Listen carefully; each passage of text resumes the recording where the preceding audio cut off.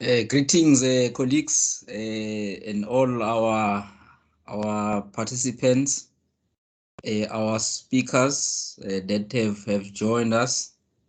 We just to say welcome to eThekwini in South Africa. We are in Heritage Month, and tomorrow is a National Heritage Day. So I hope you are wearing your chosen a cultural attire. I mean, and maybe later on we will see it, but the technical team will advise if that will be possible at the end. So we just wait to see there are two more speakers that we need to get connected, and after that we will start. Thank you to Dr. Ngubani, Ms. Nomazwi, Mr. Ray Rev Lapudzilo, Dr. Sandy Lembata, and the technical team that has worked so hard to put this together. I promise you today we have a great menu, and I think you will all enjoy it. And of course, we'll ask you as well to participate and ask questions using the chat line, and the technical team will help us with that. And at some point, we may also ask technical team to allow some of you to speak and enable your marks, but we will get to that when the time comes. So just bear with me a bit so that we can get one of our speakers, Mohammed. I think Mohammed is joining us from Middle East, and I think we just get to deal with some technical challenges that he may have, and then as soon as he joins, we are good to go. So just chill, relax, and bring closer to you the drink of your choice. Of course, it will be water provided by your local municipality. It's clean water. Thank you.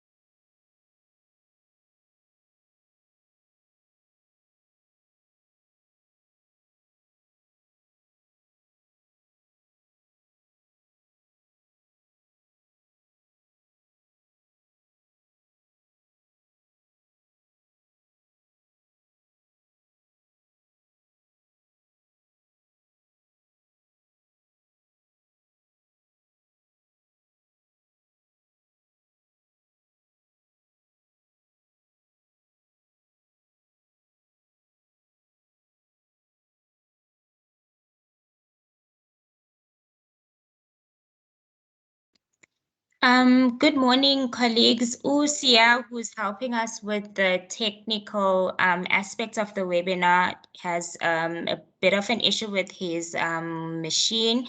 He's just restarting and then he'll join. He will give rights to everyone that needs to speak and present this morning. So if you can just give him a few minutes, he'll be back and he'll fix the rights. Thank you. Right. Thanks, Paula. I think with that, we will start in a minute's time, and we start with Dr. Ngubani, who will welcome us to this webinar.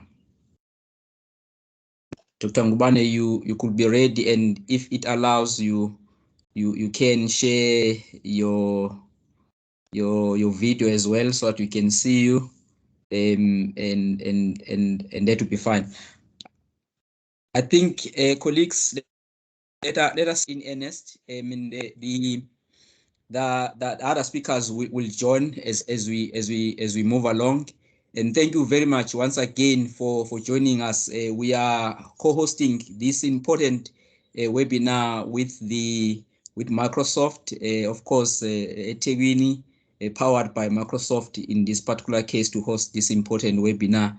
And colleagues, it's the webinar is important in various ways, especially in this era that we are in, where local government and government in general is already recognizing that it is important that we improve quality of life, which is our mandate as local government.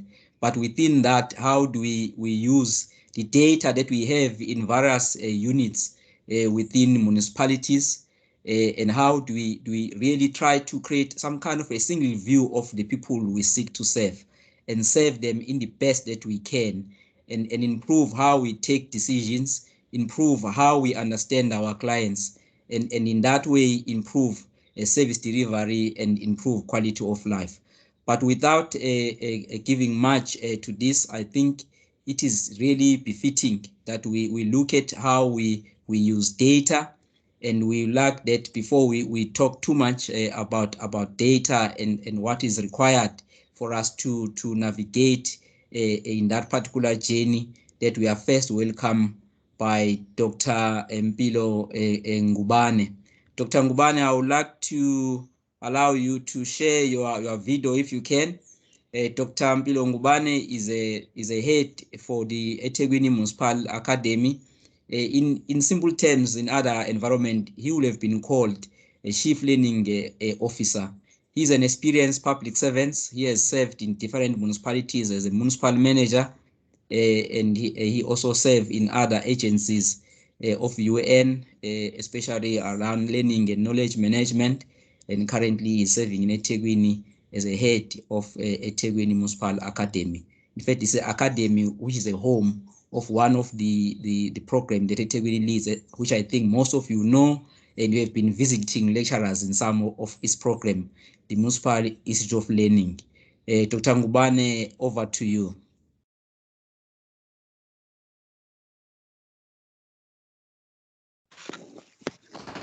Thank you very much, Program Director.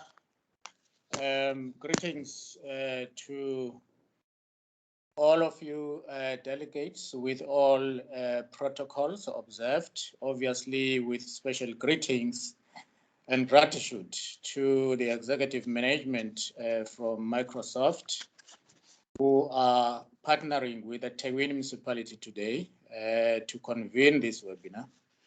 I'm also told that the UN agencies and partners from the African region are also joining us, and we are also pleased to note that there are executives from ServiceNow who are joining us all the way from the UK.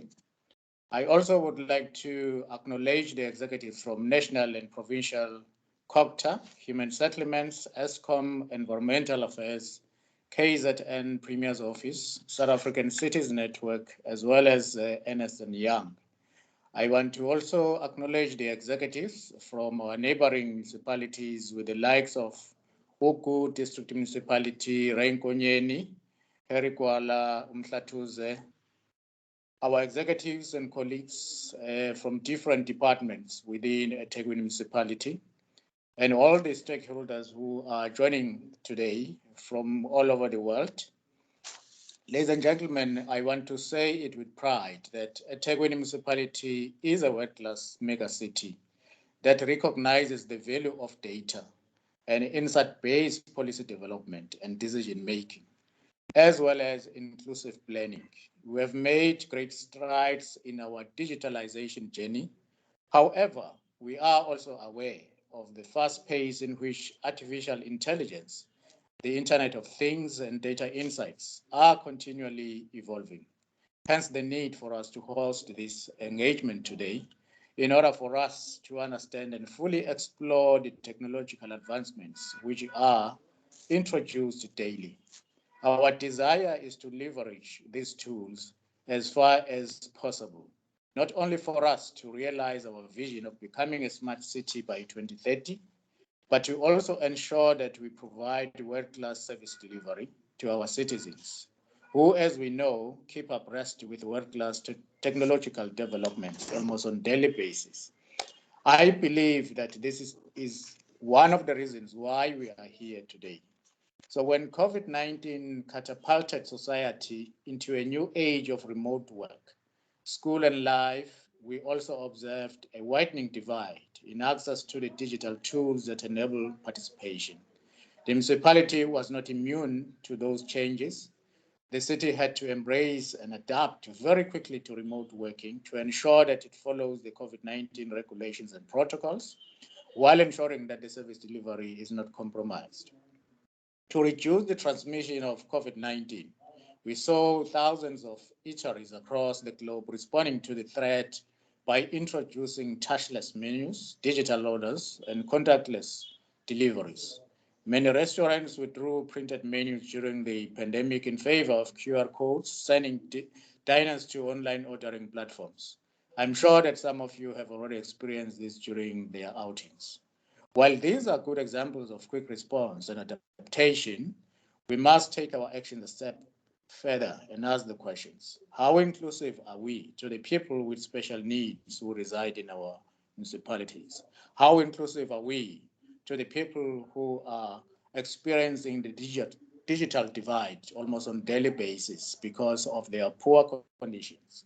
How do we introduce technology that speaks to local needs and is tailor-made to address local challenges? How do we make solutions which give our citizens a seamless experience of our services across different classes, home language, gender, race, etc.?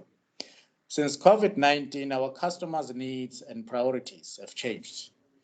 How well do we know our citizens' needs? How often do we engage them? And are our daily products and services speaking to our customers' needs? Do we involve our customers? Do we involve our communities when we take decisions on the kind of technologies that we are using? Ladies and gentlemen, the answer these days is data. And it's important to understand why data, because it's not just data as the load of information, but it's data for decision-making process and is data for proper and sound decision-making process. A report produced by Monitor Institute of Deloitte and What Works Cities indicated that city governments that use data are able to identify the needs of residents more efficiently and deploy policies where they can have the greatest impact. As local government, it is paramount for us to increase our momentum in the uptake of the available technological solutions.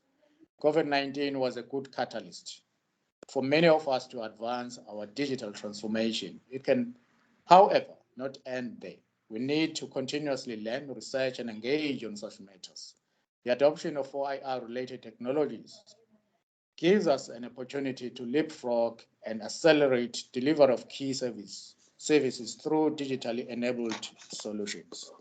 Research shows that the adoption of AI, IoT, and the use of data insights by the public sector has the potential to, one, accelerate service delivery, two, to increase access to services, three, to improve community participation, and lastly, to create an environment for greater social accountability.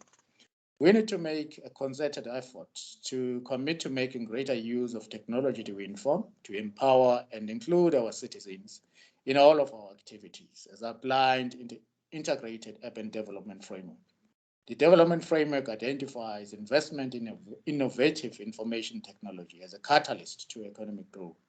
The development framework also calls for the local government to make use of technology for e-governance, for better access to information and services, and increase opportunities for community voices to be heard by decision makers.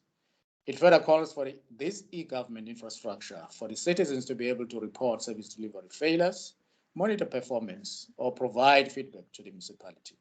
According to the framework, the technology will provide citizens with new ways to have their say, which is known as e-participation or e-public participation, allowing the voices of the marginalized and the youth to be heard, and thereby making processes more inclusive. I believe Dr. Mbata and Ms. Nomazi will share with you some of the initiatives that eThekwini has taken towards meeting this goal. But how do we build on this momentum? Ladies and gentlemen, we are tackling a major topic today, and I'm pleased to say we have the best experts in the room to address you. Virtual room, of course. We will by no means exhaust this topic in the time that is allocated today, but I would like to quote Eggers, one of the leading authorities in the digital government sphere, who says, truly transforming government through the power of digital technologies will be a journey. I hope our organizers have a long-term plan to convene as regularly as local authorities so that we unpack all the critical elements which we need for successful adoption and implementation. In future, we need to look at investment in human capital linked to 4IR, invest in critical skills such as enterprise architects, data architects, scientists, data analysts, digital specialists, and the list is endless, who are going to provide strategic IT support for digitalization, change management, policy formulation, and leadership, among other things. Program Director, I won't be any longer.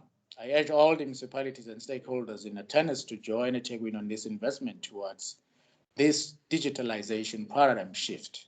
As eThekwini, we believe that our fellow municipalities and stakeholders should not be left behind, but progress together at a regional scale. So with the webinar, we seek to fulfill the following. One, to sensitize the eThekwini executives and all stakeholders unionized today on industry developments around smart cities and data uses in support of modern and intelligent smart city concepts and data-driven smart government. Two, to open a dialogue on our digital transformation journey as local government, looking at successes, implementation challenges, and areas where opportunities for adoption still exist. In closing, I hope that this will be the first of many webinars for knowledge exchange on the capabilities of technology in modernizing the way service delivery is being delivered to our municipalities. Thank you, Program Director. Thank you very much, Mbovu. We really appreciate your address. I mean, and really it's a scene setting. You have covered very important points. I mean, I won't go over them again, but I think all of the points we have raised around how we look at human capital and how we really look at our mandate as local government, and equally also look at capable partners who can join us in this journey. We appreciate that, and we all feel that we are now welcome in this particular welcome in this webinar, and we really appreciate it.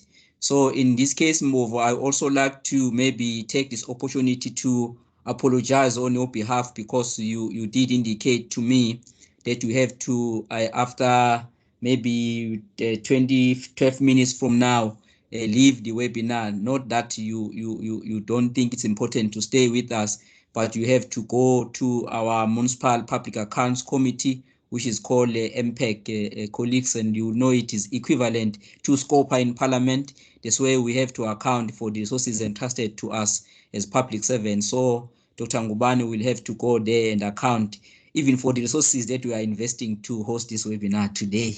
So in that regard, Mbovu, we appreciate your leadership, and will allow you, when the time comes, that you could then exit and go and account for all resources entrusted in you to deliver on the work that you are doing within the municipality. So with that, I would like then to call on to Zama to take us to one of the exercises that we have prepared, and then after that, we will then introduce the speakers. Over to you, Zama. Thank you, Mr. Zondo. Good morning all the way from eThekwini Municipality. Greetings to our colleagues joining us from Dubai, whether it's Business Bay or Financial District, to colleagues joining us from the United Kingdom. We are pleased to have you here. Colleagues from our neighboring municipalities and our fellow provincial and national departments. We are pleased that you have taken an opportunity to join us, and also my fellow colleagues from eThekwini Municipality. As Mr. Zondo has alluded, and maybe Dr. Ngubane has alluded in terms of what we are here. This is just a beginning of our journey in terms of how we leapfrog as, should we say, maybe as the global South cities in particular, and look in terms of what we've been doing and how we can improve. But for now, this morning, I have sent, if you go through your charts, I've sent a Mentimeter link for you just to participate and indicate in terms of your expectations for this webinar. What would you like to get out of this webinar? Would you like to see in terms of ideas, in terms of procurement? What are the trends? What are the needs? How we develop our policies to enable our work to speed the pace in terms of how we leverage in technology. So if all of you go into, I'm going to share my screen now with you, the page. So I'm expecting some wording to pop up here to indicate what are your expectations, so that we ensure also that whatever probably is covered in this day's conversation fulfill some of your needs. And probably in the future, it might be some of the things that we tackle, as this is the first of the many webinars. So colleagues, I urge you to go onto the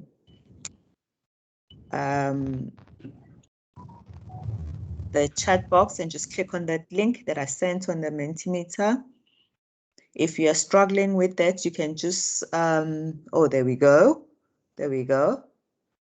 Want to learn more on how data and machine learning can practically assist in making cities safer. Interesting. I would like to know what technology is available and how we can best use it to improve service delivery. Fantastic. Insight into data modernization.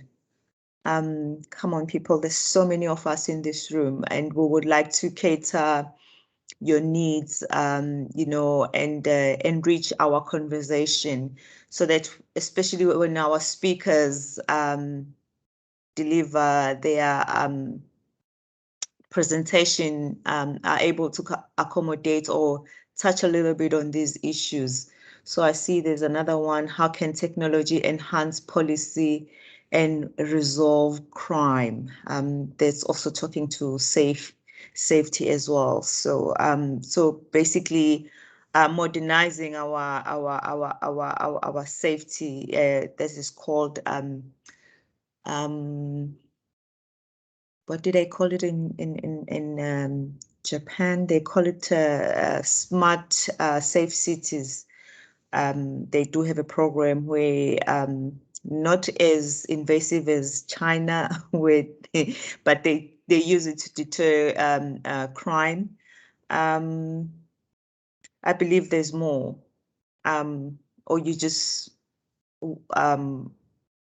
waiting to see. Only 5 people have expectations. No one has expectations. Okay, no, There's another one. Let's do this, Summer, because the colleagues maybe they will come back to it, but let's encourage them also to use their mobile phones to do this. Thanks. Okay, I'm just going to read the two ones which have been posted, and then colleagues, you're encouraged to continue putting on the chart in terms of what is it that you are expecting.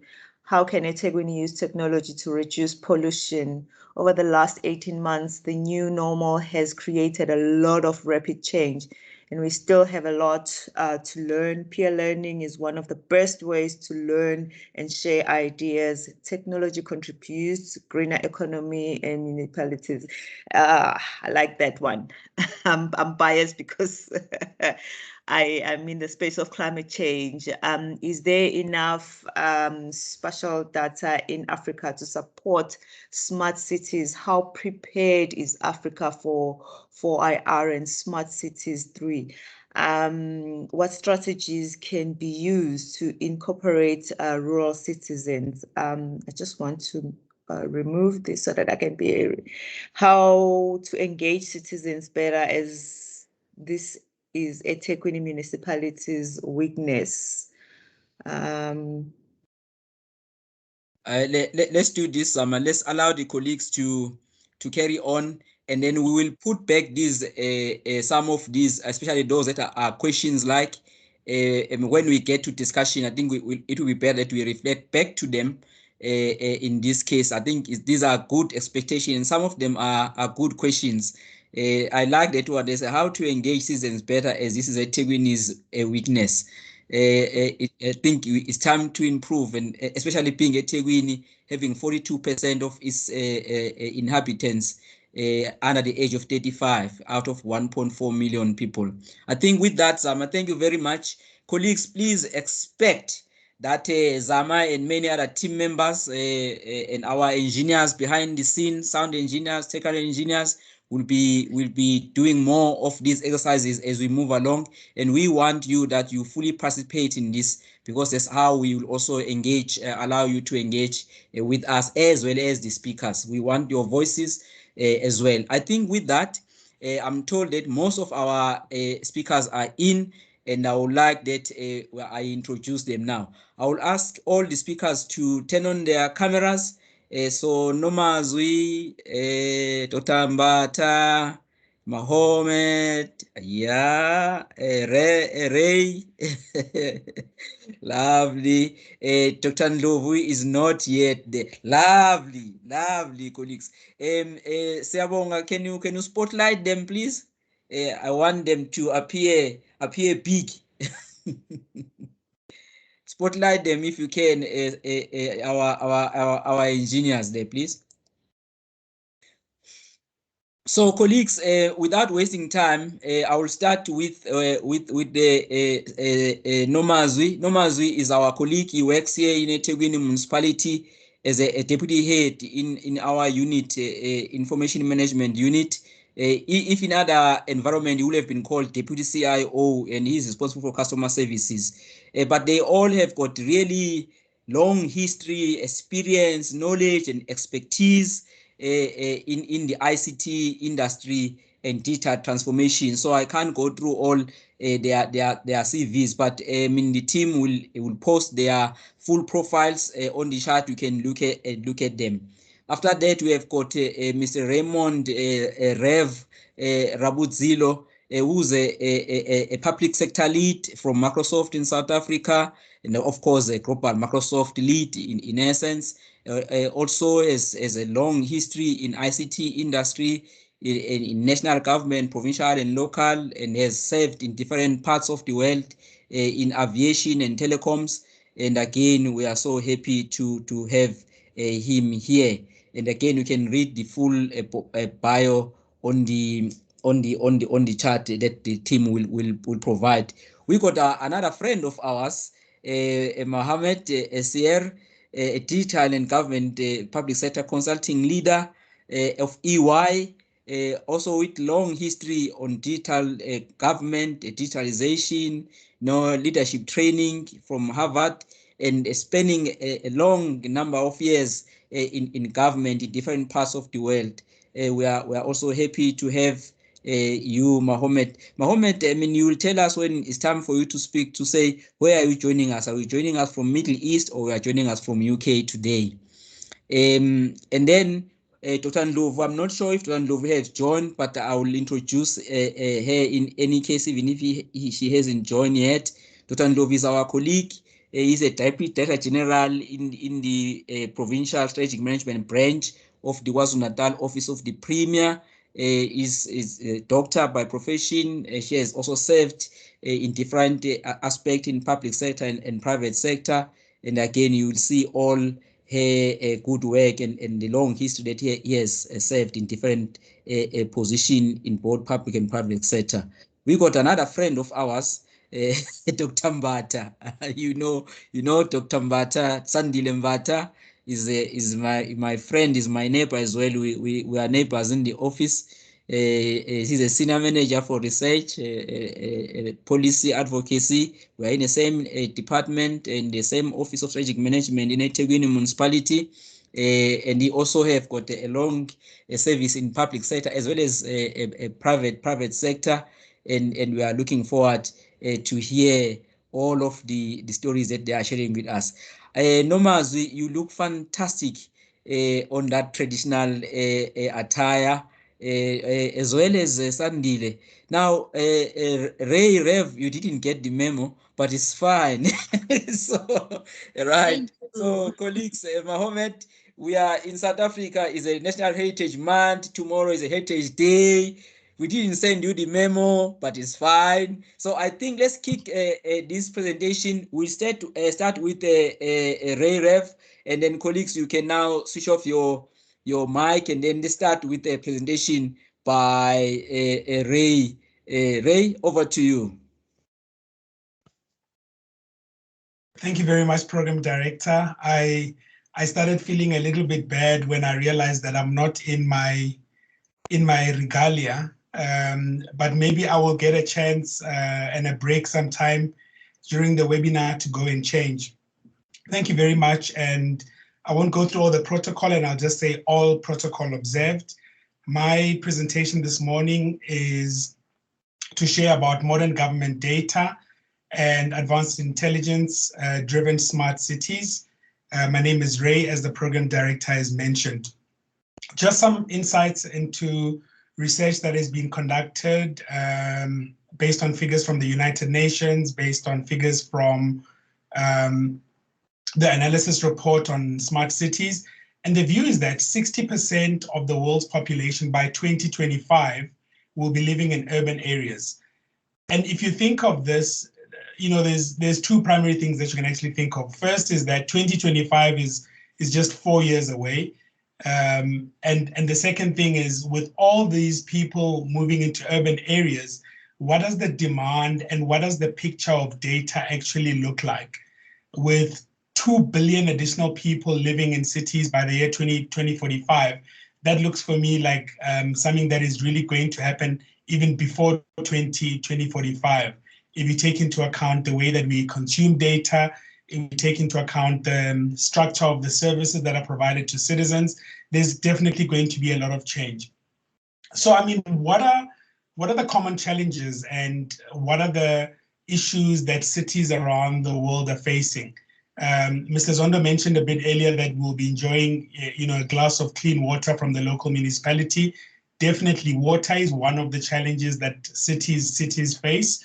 In terms of reliability of the actual water and in terms of the resilience, citizens, of course, are expecting to see clean water. They're expecting to enjoy clean water. Energy, if you look at energy, one of the key things that we all hope for, of course, is to see that the energy bill actually reduces, but it's actually going the other way. So looking for ways in which energy consumption can actually be reduced. Let's talk a little bit about transportation. Congestion is high on that agenda, is high on the challenges list. Although over the past year and a half, we haven't really had much congestion with a lot of people working remotely. Public safety and even security, one of the aspects that contribute to the construct of a smart city is the ability for the city to be able to monitor and see where are the hotspots, where are the challenges, how do they protect their citizens better. And maybe just to touch on the last one, perhaps about public health. Over the past year and a half, we've had the advent of COVID, which has really affected and changed the way that we view health and changed the way that some of our perceptions are, and perhaps some of the things that we need to do to ensure an effective health system. Residents, whether with private medical aid or not, are looking for healthcare. This is something right in the hands of the city to ensure that citizens actually enjoy reasonable healthcare. What are some of the innovations that are actually happening? Dr. Mata mentioned a bit earlier IoT, definitely Internet of Things. You look at the number of sensors that need to be out there. You look at the type of predictability that needs to be in place to empower not only the city but citizens as well.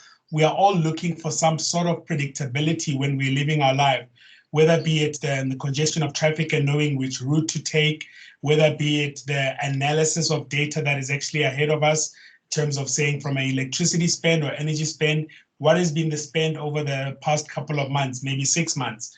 In terms of AI and the data and processing, we've seen more and more of these engines coming into play for processing data with small identifiers, for example, your ID number or your stand number.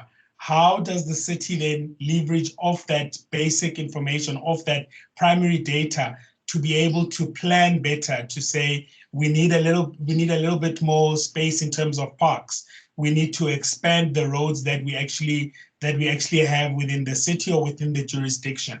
If you look at cloud is of course top of mind for everybody, whether be it as simple as receiving email or as complicated as processing very sensitive data. We see cloud as a very big contributor that is going to be an enabler or an innovation that is going to enable the consumption of data across the board. Just to go back to Internet of Things, if you look at the signals, something as small as having a sensor or a SIM card in your car, how does that contribute or how does that enable you to have visibility of your assets? How does that enable you to plan a little bit better? How does that give you information in terms of maintenance? So Internet of Things, edge technology, AI, these are some of the key things that are going to be enabling the consumption of data into the future. Let's talk a bit about digital twins as well. So digital twins, we have our colleagues as well from EI. We have our colleagues that have been driving this agenda and this messaging and this education into various spaces of government. And it's really about creating living replicas of the physical environment and moving it into the future. So digital twins, again, becomes another innovation or another concept and framework that contributes to our thinking in terms of saying, we've got all of this data, how are we going to consume it? How are we going to manage it better? If I then move to the next slide, meeting demands today, the challenges I've just touched on, but further on top of the challenges are the demands that the city is actually faced with. For example, in the third block, I have difficulty in anticipating and responding to the needs of my citizens. So citizen demands have changed. Citizens are expecting to see a whole lot more and delivery that they need to get from the city has actually increased. If we look at the cross collaboration, of course, the city does not operate in isolation. There definitely has to be an interface within either to the national government department or to other entities such as health, such as education, that basically create this ecosystem in which the city is actually providing services to the city. My citizens expect user-friendly mobile access to government. This is something as simple as knowing where is my councillor, who is my councillor, how do I get support in my area when I need to register a complaint or when I need to pass a compliment. And we're seeing a lot of these citizen demands across the world increasing to say, we're using mobile devices today. How do I get information at my fingertips? What are some of the tools and platforms that the city can enable me to see, whether it's my billing, whether it's my consumption in terms of water, or as I've just mentioned, interfacing with a councillor within my area? How does that all come together? And the last one, there are increased expectations in terms of public services in general. I mentioned a bit earlier that the energy costs are increases, but budgets remain the same. How do we do a little bit more with better? And through the analysis and through the interrogation of data, we're able to get to a point where we can scientifically understand we're working with this much of a budget. How do we make the most of it to deliver on all the services that we've put out on our strategic plan or that the citizens are actually expecting from the city. Empowered governments. So you'll recall on my very first slide, I had the three phrases there: empowered citizens, empowered communities, empowered cities. This is really at the center of the strategic plan, of the plan that the city has actually set out, which is enabled by initiatives and technology that help to drive these three phrases. In terms of engaging and connecting with citizens, of course, at the center of the city wants to make sure that they provide secure and inclusive services to the citizens, whether it's through a smartphone or whether it's through a very small feature phone that can also use USSD. The city at the center wants to empower the citizens, and it is definitely an empowered government. The second one is really around modernizing the government workplace. Data modernization is at the center of this. There's a whole lot of data. How do we segment? How do we classify? What is public? What is private? Modernizing the government workplace, the city and the employees within the city that are providing the services to the citizens need to have secure services. They need to have interdepartmental or inter-agency collaboration, whether be it with another city, whether be it with another government department, or even with the private sector, who actually form a very important part of the ecosystem. At the center of all of this is how the city will be able to deliver more effective and efficient services. And lastly, if we look at enhancing government services, we've seen a lot of implementations within South Africa and Africa as well, where there's infrastructure implementation that is aimed at enhancing the lives of citizens in a way that they can access public transportation better. They are able to get access to healthcare better. But at the center of enhancing government services is the analytics of data, and through various engines that sit in the cloud, this provides predictability, and this provides efficient and focused citizen services. The needs of an individual at Ugu Municipality and the needs of an individual sitting at eThekwini might be different. And how does the city, or how does the local government and the municipalities at large get empowered with data that will allow them to have focused services? And it is through this analysis of data that this insight is actually provided, that then provides the roadmap and the planning to enable strategic delivery of service delivery at the center. Engaging and connecting with citizens. I mentioned a bit earlier that the demands of citizens are actually increasing, but citizens need to engage better, need to interface better with the municipality. It's about where they are, it's about what they want, and this is centered really around their needs.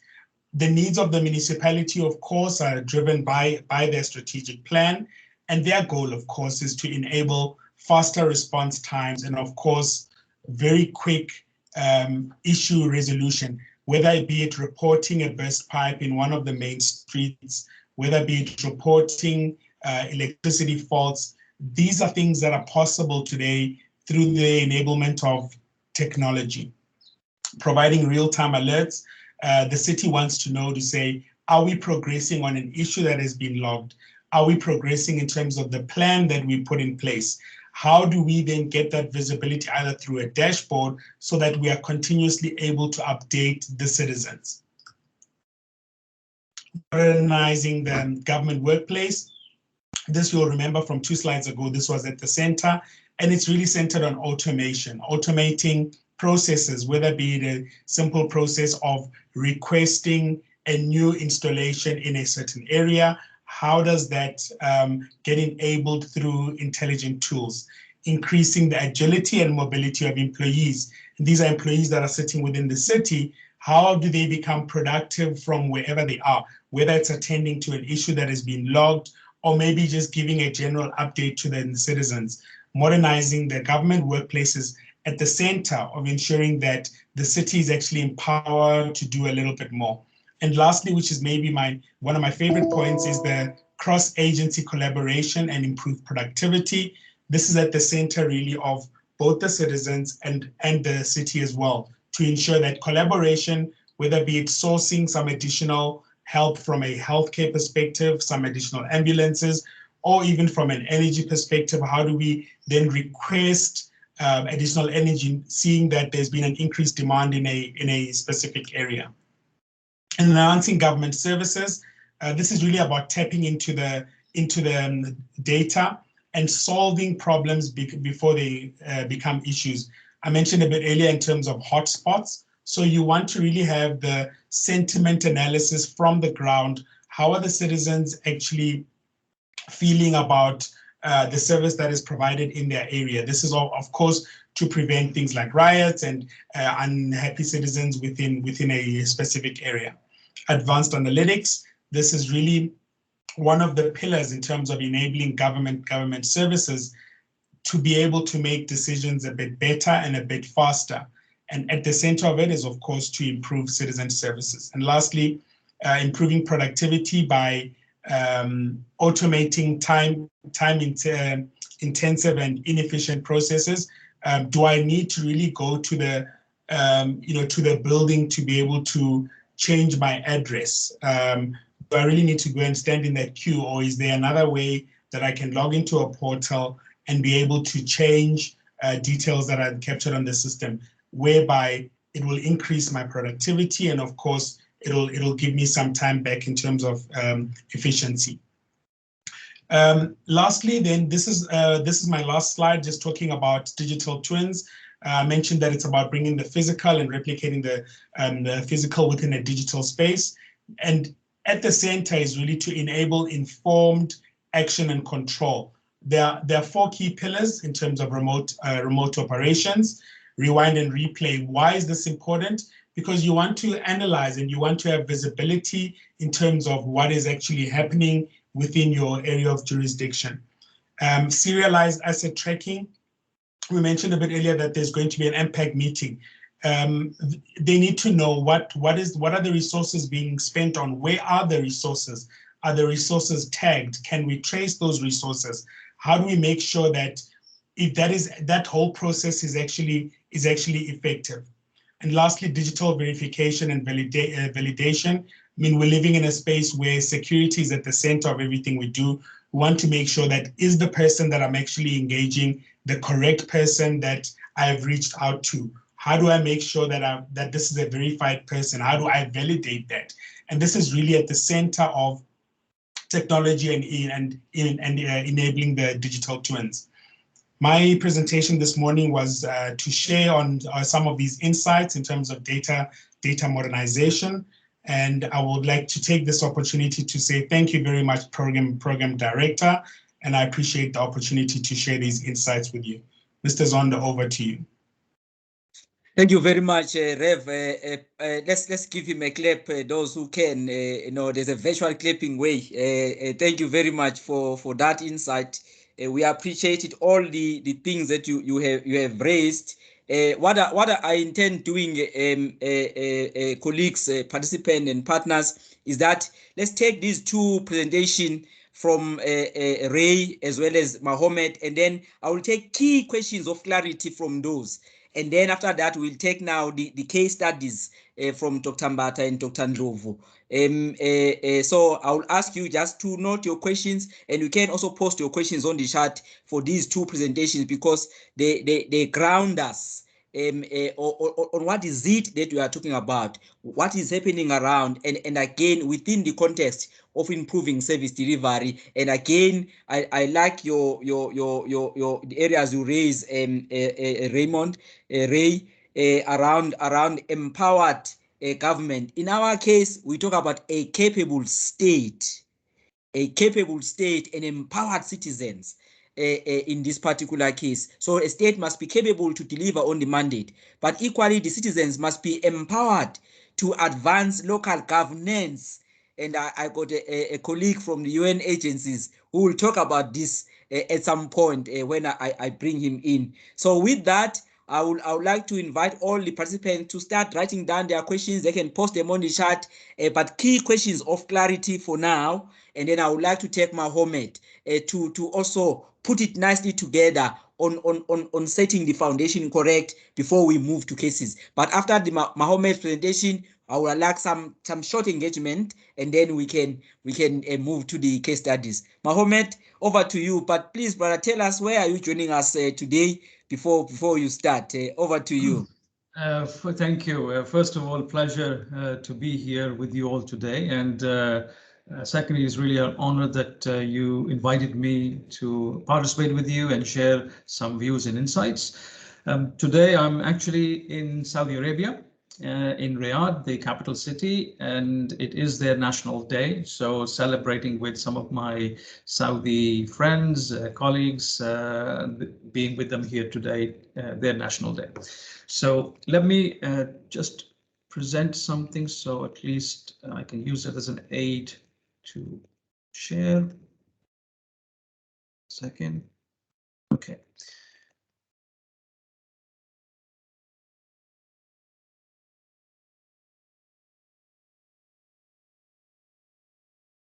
Can I just do a check that my slides are visible? Yeah, they are visible. Fantastic. Okay. And enjoy the National Day in Riyadh. We are with you in that celebration. Thank you, much appreciated. So the theme of my presentation is built around smart government, but at the core of it is what I call reimagining government, or you can say governance for the digital era. Couple of high-level contextual things to share before I move ahead with the presentation is, number one, I've taken quite a broader context in which to then talk about data-driven governance and government. And the secondly, I've taken a very holistic view of the whole ecosystem of government that citizens have to interact with in their day-to-day life. So in other words, I've taken a very human-centered approach to talking about the power of data and the benefit of data. And two other things to just say before I crack on. One, that data allows really for us to create actionable insights. On its own, data has no value. It's when you take it from its raw form into insights that can be actioned and we can do something with. And typically, it's in government context and private sector, probably the same, is about three things for me. Number one, doing more with less. How can I learn from the experiences of the past and also predict some of the future stuff, trends, etc., to be able to deliver what I have to deliver with less, because we always on pressure to do more with less. And number two is doing the right things. And this for me is the most critical, most important, because as government, we are always challenged with policy making and making sure the policies create the right outcomes and impact for our citizenry. And I'm going to use the word citizen quite broadly here. It applies the same way as to businesses or other people who are coming to the country to visit, etc. And the third thing is doing those right things that we have chosen to do extremely well. So we are efficiently delivering our services, efficiently delivering the outcomes we want to deliver, the results we want to deliver. So it's costing us less to do those things again, so supports that. And the second thing to mention is that we all are really looking to predict the future. When we're sitting in government, we're trying to understand the needs and wants and expectations of the citizens, the customers, users of government services, our whole national ecosystem, in order to enable a better and more productive life. So these things I just wanted to contextualize before I start. So I want to talk by first looking at the world we're living in today and how that has changed. So if we think about the whole world around us, and not so long ago, you know, we were doing most of our things in different areas and also in the physical space. So the world around us has changed so significantly that the web has become our playground for everything, whether it is entertainment, whether it is commerce, whether it is education, whether it's socializing, the list goes on. All of this is moving into the online space, and it's colliding into one device, typically our mobile phone, our tablet, or our home computer. And it's not that it is just a subjective view. It is quite an objective view of where we are standing today, and the numbers we see around us. It's quite evident that when we look at, for example, 6.6 hours per day on average are being spent by each one of us on online. If we look at 4.7 billion internet users around the world in 2020, and we look at which is quite astonishing, that digital advertising, or the whole advertising spend, you can say, offline and online, 50% of that, or above 50%, is now happening in the online space. So that's significant. And we have around 4.1 billion social media users as well. So there's a lot of what you can say progression. And these numbers give us that support to know that things have changed. And then on top of that, when we look at our future, that is also going to be characterized by what I call hyper digital connectivity amongst both humans and devices. It's in, I would say, the digital state that we talk about. We are increasingly going to work, play online. There is going to be more data than ever we've had before. Nearly every aspect of life and connectivity, as I said early on, will change. According to IDC study, for example, more than 5 billion people interact with data every day. And by 2025, the expectation is that this will go to something like 6 billion, which is 75% of the world's population. And it is estimated that around maybe each one of us will be having some interaction every 18 seconds with a device. So this is our world, which is shifting towards, and some of these numbers also highlight towards that, for example, 1.2 billion 5G connections, etc. And when we look beyond that as well, the same indicators we see a huge amount of shift towards the day-to-day life activities, moving from the physical to the online world. We see something like 7.5% annual growth in the number of internet users. We see something like 12.3% annual growth in social media users. And I'll pick one more number, which is quite important to recognize as well, that in something like 4 to 6 years acceleration we've seen in e-commerce during the COVID-19 pandemic. So that's astonishing. If I then kind of take a step back and we think about what COVID has done for us, none of this was not happening before. It was happening, continuously happening. It's just that we probably hadn't recognized so vividly what is actually happening. And COVID, for me, has actually put that kind of spotlight on this changed world that we are living in, and that is evolving and changing. And at the same time, it's actually created that tailwind that will significantly speed up our journey into the next phase of the digital world. And we're seeing that from around the world, everyone looking at digital and how to leverage that. And when we talk about digital, then data will always be at the heart of it. From a government's perspective as well, we've seen tremendous movement in this direction as well. This is some numbers from the UN EGDI ranking that came out in 2020. I'm very curious to see how things will look in 2022, but something like 65% UN member states now are in the high or very high EGDI group, which is telling us that there's been a significant move between 2018 and 2020. And 22% of UN member states have moved to the higher EGDI ranking group from 2018. So that's a big jump. So many of the ones which were at the middle end have moved quite significantly. And 84% of the member states are talking about at least having one interaction happening online end to end. However, when we look at what this is actually causing, and that's what I wanted to spotlight on today a bit, that for me, most of the initiatives that have been taken, even the e-government, its predecessor, or digital transformation that we talk about today, or digital government, have been driven as a technology first play. For me, what that means is that we have thought about the technology and leapfrog to try and see how we can use it. And for me, what this has done is created, from a human-centered approach perspective, a fragmented access. So all of us, if we put our citizen hat on for today, for a moment, and think about it, what is happening to our lives? And do we really want our governments to be interacting with us in this way?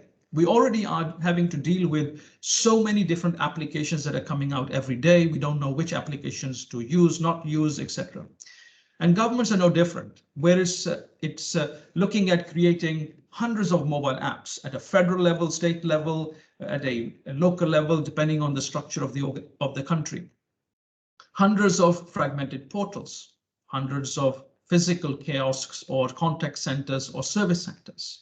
That's one part of the problem I feel that we have not addressed by taking a technology first approach. The second is we are what I call partially fulfilling the need. So partial fulfillment of the service. For example, I have a need to start a business. The way each agency or government body which is involved in that process looks at starting a business is if that customer action that I'm doing with that customer or the citizen is all what I'm doing will start the business, and they call it we're starting the business, and we're helping to really do it so fast because it's done within a few days or seconds or minutes. However, from the entrepreneur's perspective, who's looking to start a business, for them starting a business is not when they've got their first registration or they've got something else. It is when they open their doors and they start trading. For them, starting a business is about being able to generate revenue, not about getting certain documents or certain approvals or permits. So wouldn't it be great if we had a service which was called starting a business, and regardless of which government agencies, whether at federal, state, provincial, or local level were involved, were all connected in a seamless way to trigger off the needs for that particular entrepreneur. If it was a restaurant business and it required certain approvals, they can get that. So those kind of things are now we are starting to see a movement in this direction. And finally, I want to spotlight on the digital divide, because we think about digital as being the silver bullet, but in fact, it's not. Definitely, we need to move in that direction, but at the same time, we need to look at all of the constituents that we are looking to serve.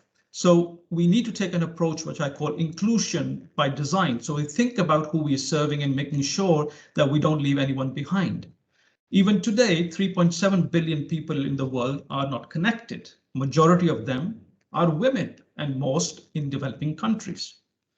They're offline. So how are they going to be able to get digital services? If we only way to get services from the government was digitally, something for us to keep in mind.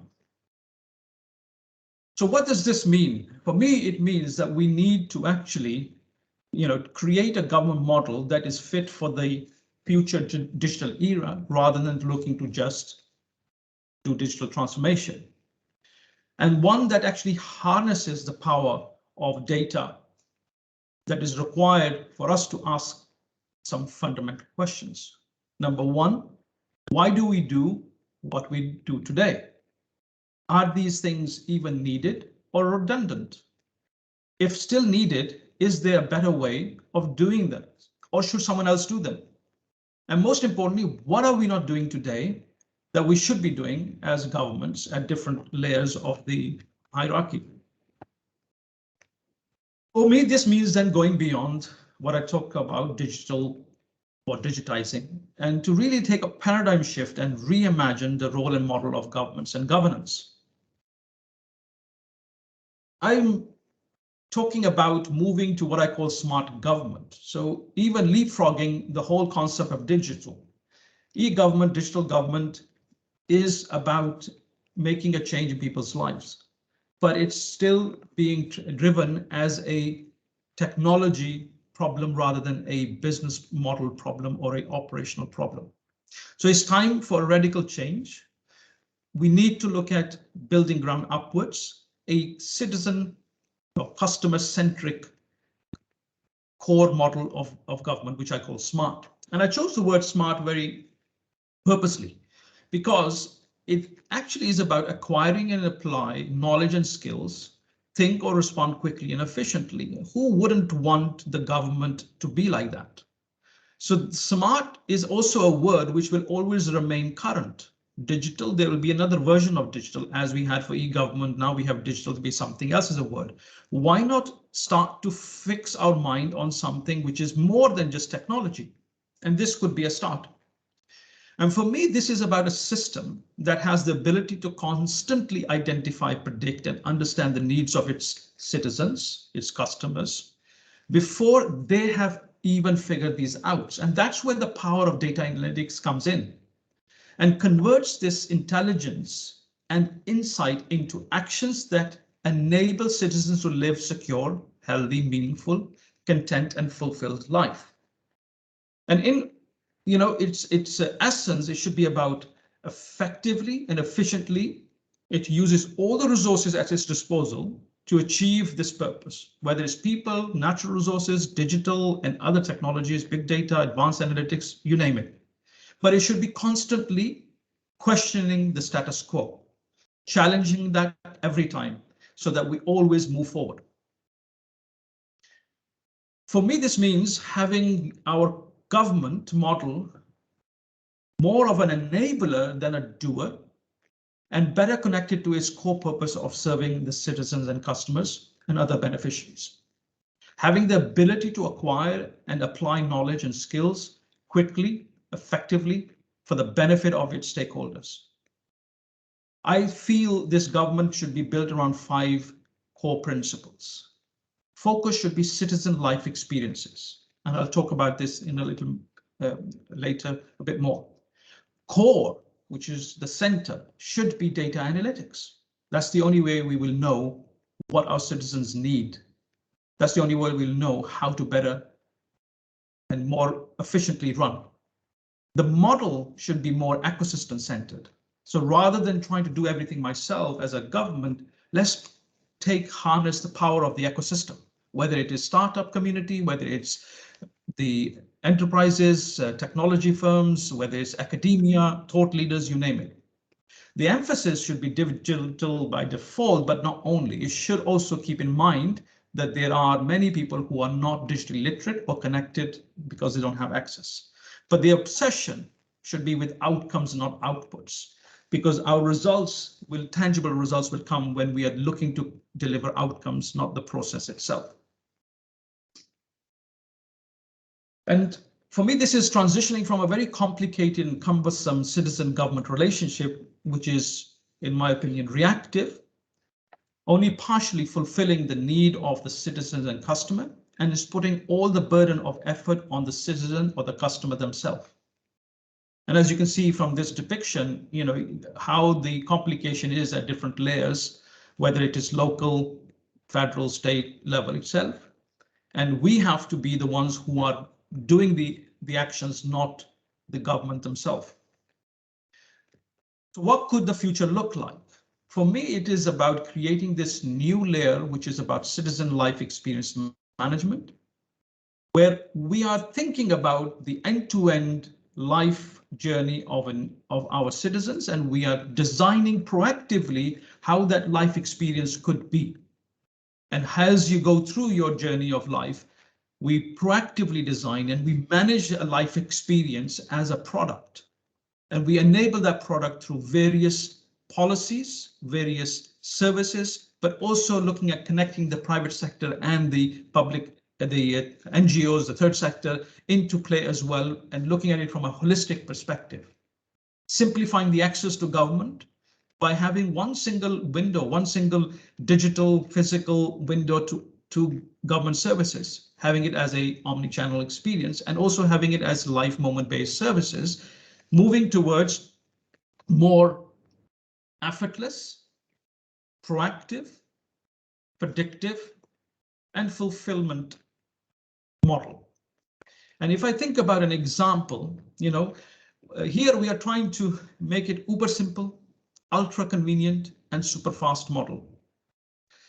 And where basically we look at putting the burden of effort from the citizens, shifting it from the citizens and customers to the government and the systems. But this requires data, and more data. As an example, today, many of us, if we want to have a passport, we would have to go and apply for one. If we've already applied for a passport, why can't we just receive a push notification saying that your passport is going to be expiring in 3 months? Would you like me to send you your new passport? And I just swipe right. Yes, I would like you to send me. And they just ask, do you confirm your details? Have anything changed? No. Okay, go forward. You will get your passport in 7 days. And if there's any biometrics, any verification that needs to be done, it'll point you in a direction to go and do that. Take that one step ahead. That is what I call proactive services. Now I know that Mohammed Seer is traveling around the world quite frequently. And in the last 2 years, he's done multiple trips to different parts of the world. Maybe his passport pages have run out. I can still reach out to the government can reach out to me and say, look, I've noticed that you've been traveling quite a lot. Have you got enough pages, or would you like me to send you a new passport? That's what I call predictive services. So I'm predicting possibly there is an issue with them. And many of the benefits that we receive are time bound, for example, or triggered off by time. For example, once I hit 18, maybe there's certain benefits that I become entitled to. But we as citizens have to go and discover these rather than the government just connecting with you and saying, hey, congratulations on your 18th birthday. Do you realize you are now entitled for these benefits? And by the way, I have triggered them off and you'll start receiving them from next month. That kind of model of governance and government is where data and analytics can help us to move towards. And just staying on the passport example, taking it one step further, when we start to apply what I call the reimagining lens to these things, if you're looking at transforming your passport, most organizations are looking at how you can apply for it digitally, how can you receive it, and how can I make the passport even more digital. But when you take a step back and look at it from the reimagining lens, you ask yourself the first fundamental question: what purpose does a passport fulfill? And you discover that actually passport fulfills the purpose of enabling travel. And then you think to yourself, can I enable travel in a different way today? And you discover that potentially you don't need a passport anymore because the passport is past its sell-by date. We have become ourselves the passport. Facial recognition biometrics can allow us to travel, and there is experiments already happening in many countries to use facial recognition as a model of going through immigration. It requires data exchange protocols to be in place between country to country. So very quickly, at a high level, I'm going to talk about 3 things. For me, data analytics really can help to deliver better, what I call customer excellence. So understand customers better and deliver better services, to increase efficiency and productivity. So what I call operational excellence, and to better deliver outcomes and strategic initiatives and programs, which I call results excellence. I look at some case examples here very quickly. I can take Denmark as an example, where we have, for example, availability of data for different sources enables predictive analytics to assist the municipalities of Denmark in identifying cases for emergency in advance, as well as the predictive treatment and healthcare plans for citizens with special requirements, more targeted and personalized elderly care planning and assistance is provided based on available and relevant data, enhanced workflow between caregivers and health professionals with real-time updates and advice. And as another example, Seoul, low-income workers who don't make enough money to take a taxi regularly, and taxi fares are considerably higher at night. Furthermore, since low-income workers tend to live on the outskirts of the city, taxi drivers often are reluctant to go to these areas because of security and distance reasons, and even the bus services as well are a bit of an issue. So here they actually use data and analytics to for what they call owl bus service to better serve the needs of nighttime travelers. You know, the project used basically data from 3 billion calls and tax data points, along with 5 billion points from corporate and private taxi data to design nighttime bus routes optimized to match the origin and destination of passengers and journeys, and saving huge amount of potential cost, etc., and making it obviously a more customer experience as well for its citizenry. When I look at some examples on operational excellence, South Korea, again, Ministry of Health and Welfare has looked, basically 50% reduction in average reading time and probability of, false positives through using AI-based tools to analyze chest X-rays, image, etc., in seconds. Some predictive things in Australia, for example, we have 30,000 signals from each train every 10 minutes are generated and analyzed to check for any anomalies. And that's helped to, again, using AI and IoT sensors to predict failures and anticipated maintenance requirements. So you are able to deal with these things and avoid delays. If I look at from a results excellence perspective, inflation policy with high frequency and data in Argentina, they managed to use, again, data to predict, what could be the time. It was taking a long time, basically, for coming up with predictions, sometimes months. So they are able to now do this on a much more frequent basis, daily, and maybe just only 3 days of lag time.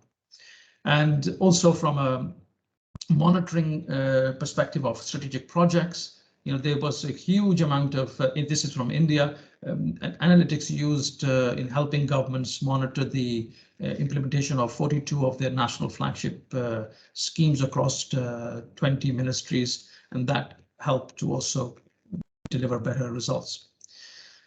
So in essence, when we look at government capabilities, conscious of time, I'll try and wrap up quickly. First of all, we need to have a supportive legal and regulatory environment that actually enables for data to be leveraged, because we have privacy challenges, issues which we need to overcome, ethical aspects as well that we need to overcome. So these things need to be taken care of. We need to build the trust in citizens. Without that, citizens will not be willing to share data, or they won't even believe in the data. We need to basically have robust governance around the data itself, because data is only good as its quality. The results is going to be, garbage in, garbage out. If you don't have good data, you can't leverage that. And then from a data exchange perspective, this is one of the major challenges we see in government is this one sharing of data between different organizations. Often they are kept in silos and they're not shared, and also putting a lot of burden on the individual citizens to keep on sharing data multiple times, whilst the government already has that. And looking at a unified data architecture, which is again a problem we see a lot in governments, that everyone structures it differently. So then when it comes to doing analysis, it becomes challenging, although now there are mechanisms to be able to play with that as well, but still it would be much better. And skills, of course, this is the main thing, and especially in government organizations, to have the data analytics and data science and being these kind of skills, and the mindset as well. And finally, having a robust cybersecurity framework, because data is the most important valuable source. And when I look at from a citizen's lens perspective, having said all of this, the government alone can't achieve the required change that we need to make. This requires, for me, citizens shifting more towards a contributory role from a mainly passive one. Once a year, once every 4 or 5 years, we vote, but moving into much more of a active role, but this also requires governments to empower, engage, and encourage citizens to play this significant, more proactive role in running of a nation. From a citizen perspective, when I look at it, to be able to play a role, this really means that we need to build smart citizens. And in my view, this requires citizens to possess 5 characteristics to make them fit for what I call the environment of the digital era: being digitally literate, online savvy, socially connected, contribution focused, and reliably responsible. And finally, for me, a smart citizen will contribute to running of his or her nation, state, municipality by being a flag bearer, being able to identify issues and not just leave it to the government to do that, being able to be a solution provider, not just telling about the problems, but also proactively involving in solutioning and building solutions and contributing to that, whether it's policy making or others, and finally being a change agent, rather than sitting and doing nothing about it, encouraging others to play an active role, and by leadership and by themselves showing how they can contribute. From a technology side, just finally to say that this also requires a move, in my opinion, towards a different kind of technology landscape. So government as a platform model that is agile, scalable, and efficient, and future-proof, moving from this kind of a siloed independent, which typically most governments are, to a more future integrated and shared ICT infrastructure to enable, and data being one of the layers in there as well. At the end, this all requires us to shift our mindsets from a technology first to an experience first led approach, as I said in the beginning, with data at the core. All our thinking, all our decisions need to be driven by insights, which are derived from data. Without that, really, we cannot get the value we want to get from all of the benefits that data give us. At that, I shall thank you. Thank you very much, Mohammed. I think what an inspiring presentation. I think you would have noticed yourself, Mohammed. You receive hearts, red hearts. I don't know what that means to you, but to us it means that you touch the points that are very important. You receive a number of claps. When you talk about the passport, colleagues clap, but again you move it further and say, but the first question you must ask, why do you need a passport? So, and I think the reason why colleagues are clapping is because if we were to take that and move it to the local government mandate and say, if we're that anticipating how we deal with our clients, really our clients will be paying our rates with ease. Now, with that, Mohammed, I think colleagues and participants are having very good questions, but because of time, what I will do, participants, please bear with me. I wanted to take key questions after this, Mohammed, and I also ask you to bear with me. I would like to take Dr. Ndlovu because she is pressed of time as well. So that, and then after that, we take a little bit of a break, and then we can take some questions after the 3 presentations, and then we then move to Dr. Mbata and Nomazwi. So, Dr. Ndlovu, are you ready?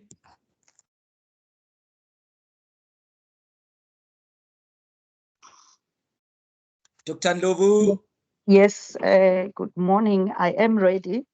Okay, I think let's allow you. I had already introduced you in your absentia as our colleague DDG in Strategic Management Branch in the Office of the Premier in KwaZulu-Natal. And I know that you are having a very important meeting that has come about, and we would like to hear the case of KwaZulu-Natal. We have heard the foundations, and now we want to hear what is it that the provincial government of KwaZulu-Natal is doing. And I don't know if you'll be able to take some questions, but it's fine. Let's hear what you are doing. You have seen some hearts and claps from Mohammed. I hope you will get even more, because now we are talking practice. Isn't that so, Dr. Ndlovu? Yes. Ngonyama. They call it like that in your praise name. So let's allow you, Ngonyama, to get on it. Over to you. Are they helping you with your presentation? Then you will indicate if they need to move. I hope so.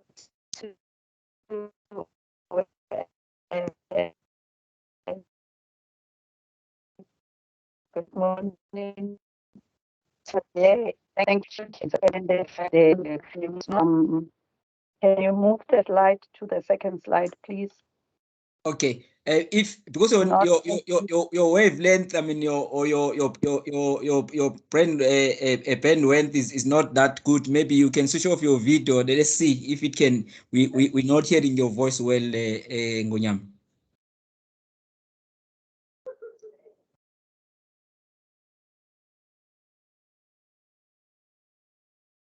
Thank you. But, Am I audible? yes, we can hear you now. Go ahead. We look at the background, which is the vision of the province. And obviously the province has the one plan, which is our provincial growth and development strategy and plan. And we are looking at one future. So when we are talking about this, we are saying there are drivers that have also been identified within the strategy. And then we look at the digital transformation strategy for the province. And then under that, we outline the approach, the outline of the plan, the importance, and the progress in terms of the plan itself that I will be going through. The next slide, please. Introduction. From 2012, we have provided the guide under the Provincial Growth and Development Strategy, which takes up to 2030, and we know that it's aligned to the NDP. And we also then have the chunks in terms of the MTSF that is also aligned. So we are saying in every 20-year cycle, we are looking at 5 years and also the annual planning. And that's the context that we are bringing the digital transformation strategy. The next slide. The next slide then just outlines for us the priorities of the province. It's important. You'll see that we've moved from the strategic goals in 2016 to the MTSF to contextualize it within the province. And we have those priorities, 7 of them, and 6 of them actually, but I will not repeat them based on the fact that they are already here. I will then move to the next slide, please. We do need to acknowledge that there are drivers for this change. The issue of intergovernmental collaboration, the issue of duplication, the issues of unified digital citizen-centering services, and the issue of ICT skills, but also being fit for business systems integratedly and the tools to address that across departments, the issues of minimal business intelligence at the moment, our outdated performance management tools, high cost in terms of our hardwares, embracing the 4IR through technology, and also the issue of modernization and increased citizen satisfaction. And that's the driver that is also acknowledged within the case, the current, the PGDS that we are updating now, we are reviewing, is also taking and responding to these drivers, hence the need that the province had to do the strategy. The next slide. The next slide shows us the pillars.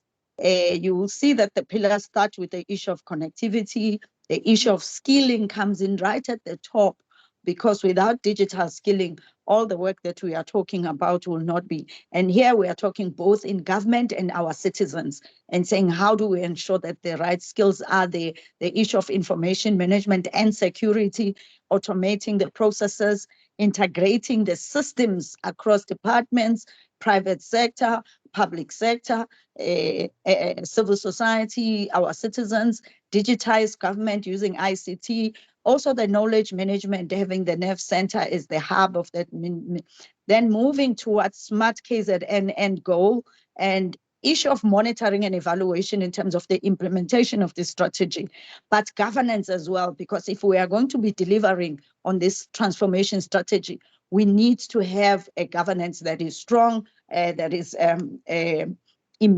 going to be able to take us to the vision that we are talking about. The next slide, I didn't look at all the chapters, and I would want you to access it and read it and be able to look at the chapters. But some of the projects that are emanating from, for example, chapter 4 and chapter 5 and chapter 6 around systems automation, and we are looking at issues of hyperscale cloud, issues of integrated agreements in terms of enterprise agreements that we do as government, the issue of secure provincial data lake, a citizen-centric collaborative environment, data-driven executive reporting, provincial IoT moving to machine learning and robotics, citizens one contact a number for the province and one contact point, but also from a provincial M&E perspective and the enterprise content management. But we're also looking at government digitizing using ICT, a smart province, linking. We were very clear here. We want to link to smart city initiatives that are ongoing. We are talking about integration all the time. Digitally transformed working environment, meaning we need to find ourselves in a modern working environment. By the way, COVID-19 has also really forced us, but also looking at cost effectiveness. We can see the issue of our fiscus. We need to be able to manage the fiscus and know that we have to be very cost effective. Public and private cloud partnerships, SMMEs, digital SMME enterprises that are going to be supported, the modern mobile workplace that we find ourselves in. So those are some of the projects areas that we've looked at. The other one is the next slide, is the issue of the NEV Center, where you look at now providing that knowledge management process, and ensuring all government portals, the business intelligence, research to repository, for intelligence to move forward. The next slide then talks to what we have started doing from application perspective. We looked at the War Room app. Colleagues would understand that for us, the approach on DDM OSS is our heart and the nerve of doing our work. It's a War Room app that will be able to capture the information around what is happening at a war room level, at a ward level, that's at a citizen's level, and capture that information and be able to then see if we are responding to what the needs of our citizens are saying, and being able then to capture that, analyze it, and be able then, the next slide then shows you that War Room app, which we have. We are now just sort of cleaning it in terms of we've deployed it and we've found the areas where we need to do a bit more to clean it and make sure, but it's then supports, it supports offline capabilities, which you would understand, like right now, there are issues around network. It's even worse when we go on the ground, our rural areas, and then all the data is saved on the cloud so that we can have insights. You will see then from the visualization on the presentation that it shows you that we are looking at the districts, the wards, and the people on the wards, and then it asks specific questions around the areas that the war rooms should be looking at, the issues of malnutrition of children, people who need services, the issues of our vulnerable groups, the issues of service delivery, and that's what the app is doing. And the next slide then shows us some of the capabilities that we'll find once we've really deployed it and it works 100%. We have done the few wards around this, and we are looking at deploying it fully into the province. But this is the kind of analytics that we are looking at, where it would show us in Amajuba, in this local municipality, in this ward, and then you'll be able then to see what are the needs that have come in, who has visited, what are the needs per venue, what are the interventions that have been asked by the war room. We know some of the war rooms are dysfunctional, some are functioning, and those that are functioning are not necessarily getting the support that they require. But this would then be at a touch of a button. We will know which war rooms, which departments are providing the support. We also, on the next slide, we looked at obviously what we called the unrest also then latched us into another challenge. where we found ourselves having to look at where are the challenges, where were the unrest. Again, it told us that we did not have what we will call a system that is able to tell us beforehand. And even when it's happening, people are able to report and we are able to track. But after the unrest, we also need to know if the interventions that we've spoken about will be able to be done. And I think this is one area, for example, that we've seen as a challenge when we look at the storms that happened in 2015 and the subsequent ones that happened 2018, we find that when we go back and look at what happened in 2015, what were the commitments, we are not able to track. So this unrest forced us to say, we do need a tool that would assist us when you have this so that you can track, you can see what is happening from a case management. And we then divided this to mission 1 and mission 2, just using a baseline Microsoft Forms. We were able, as you can see at the bottom, be able to show where are the LMs, the visits that have been done through the wards, again, the OSS, to see. But you'll see here, because Microsoft Forms was only telling us about the baseline, where are these unrest? Because ultimately we found ourselves with the question of saying, which wards were affected?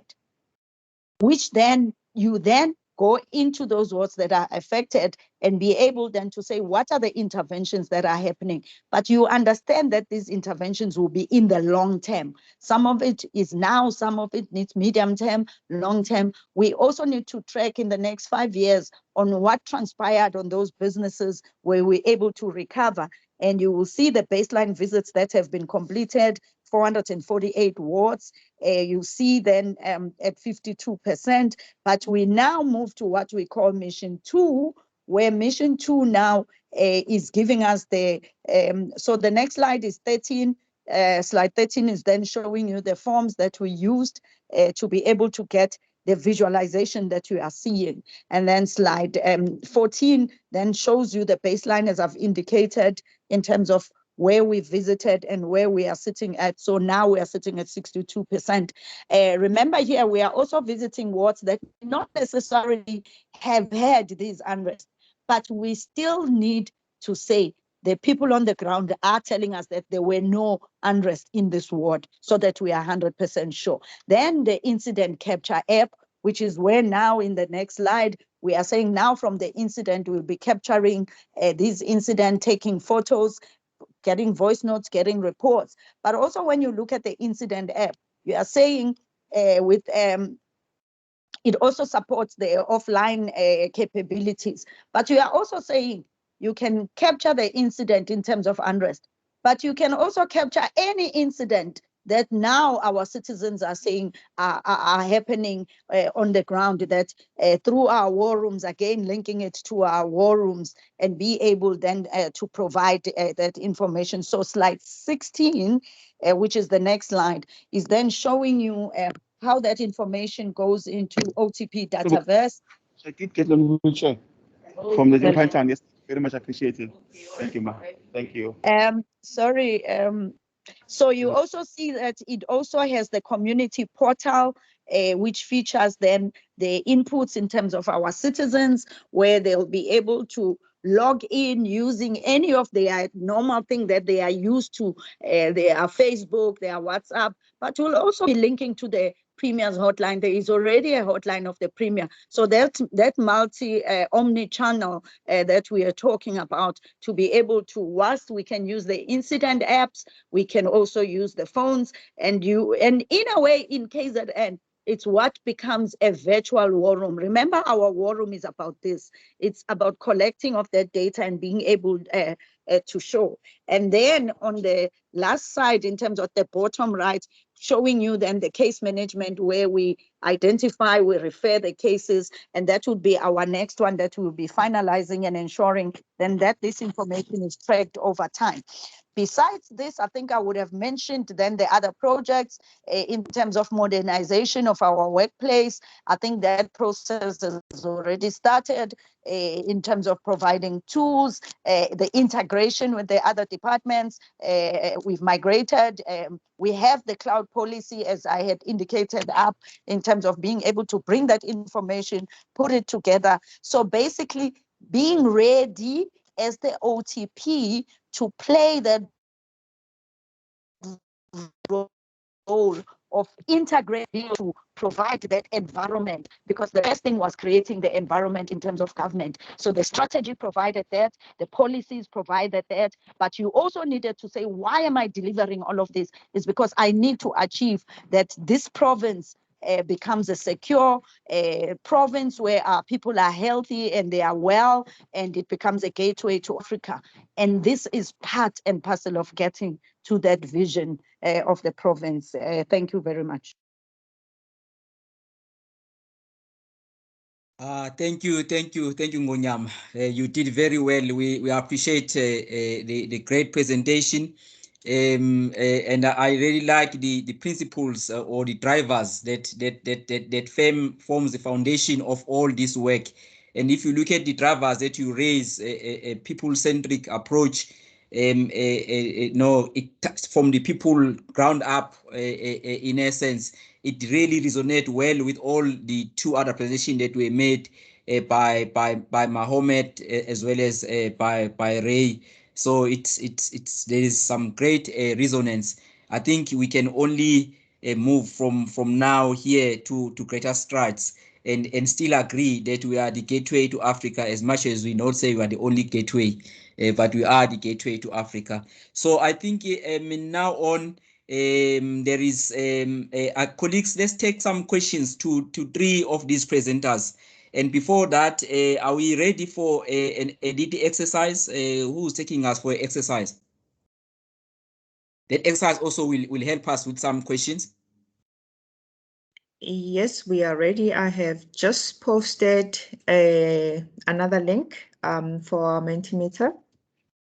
All right, I invite all the participants to participate in this exercise, please. And again, I also want to ask that you put your questions on the chat.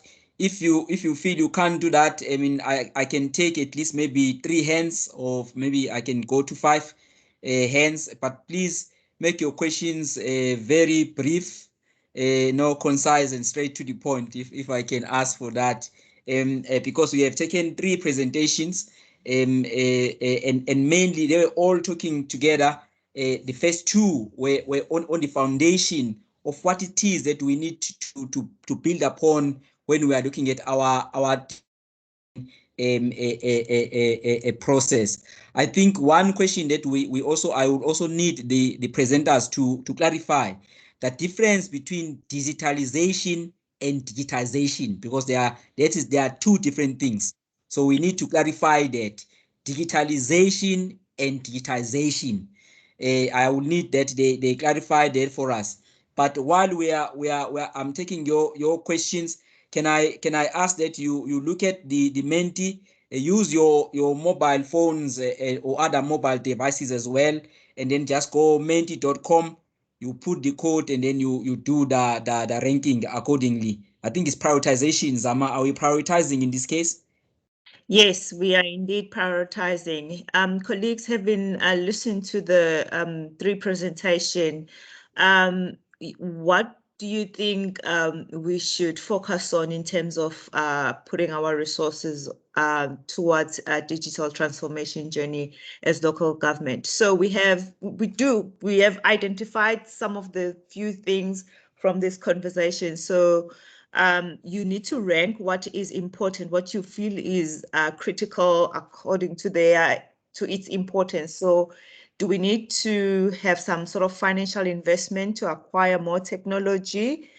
Do we need to promote the cross-functional integration and better utilization of the existing technology?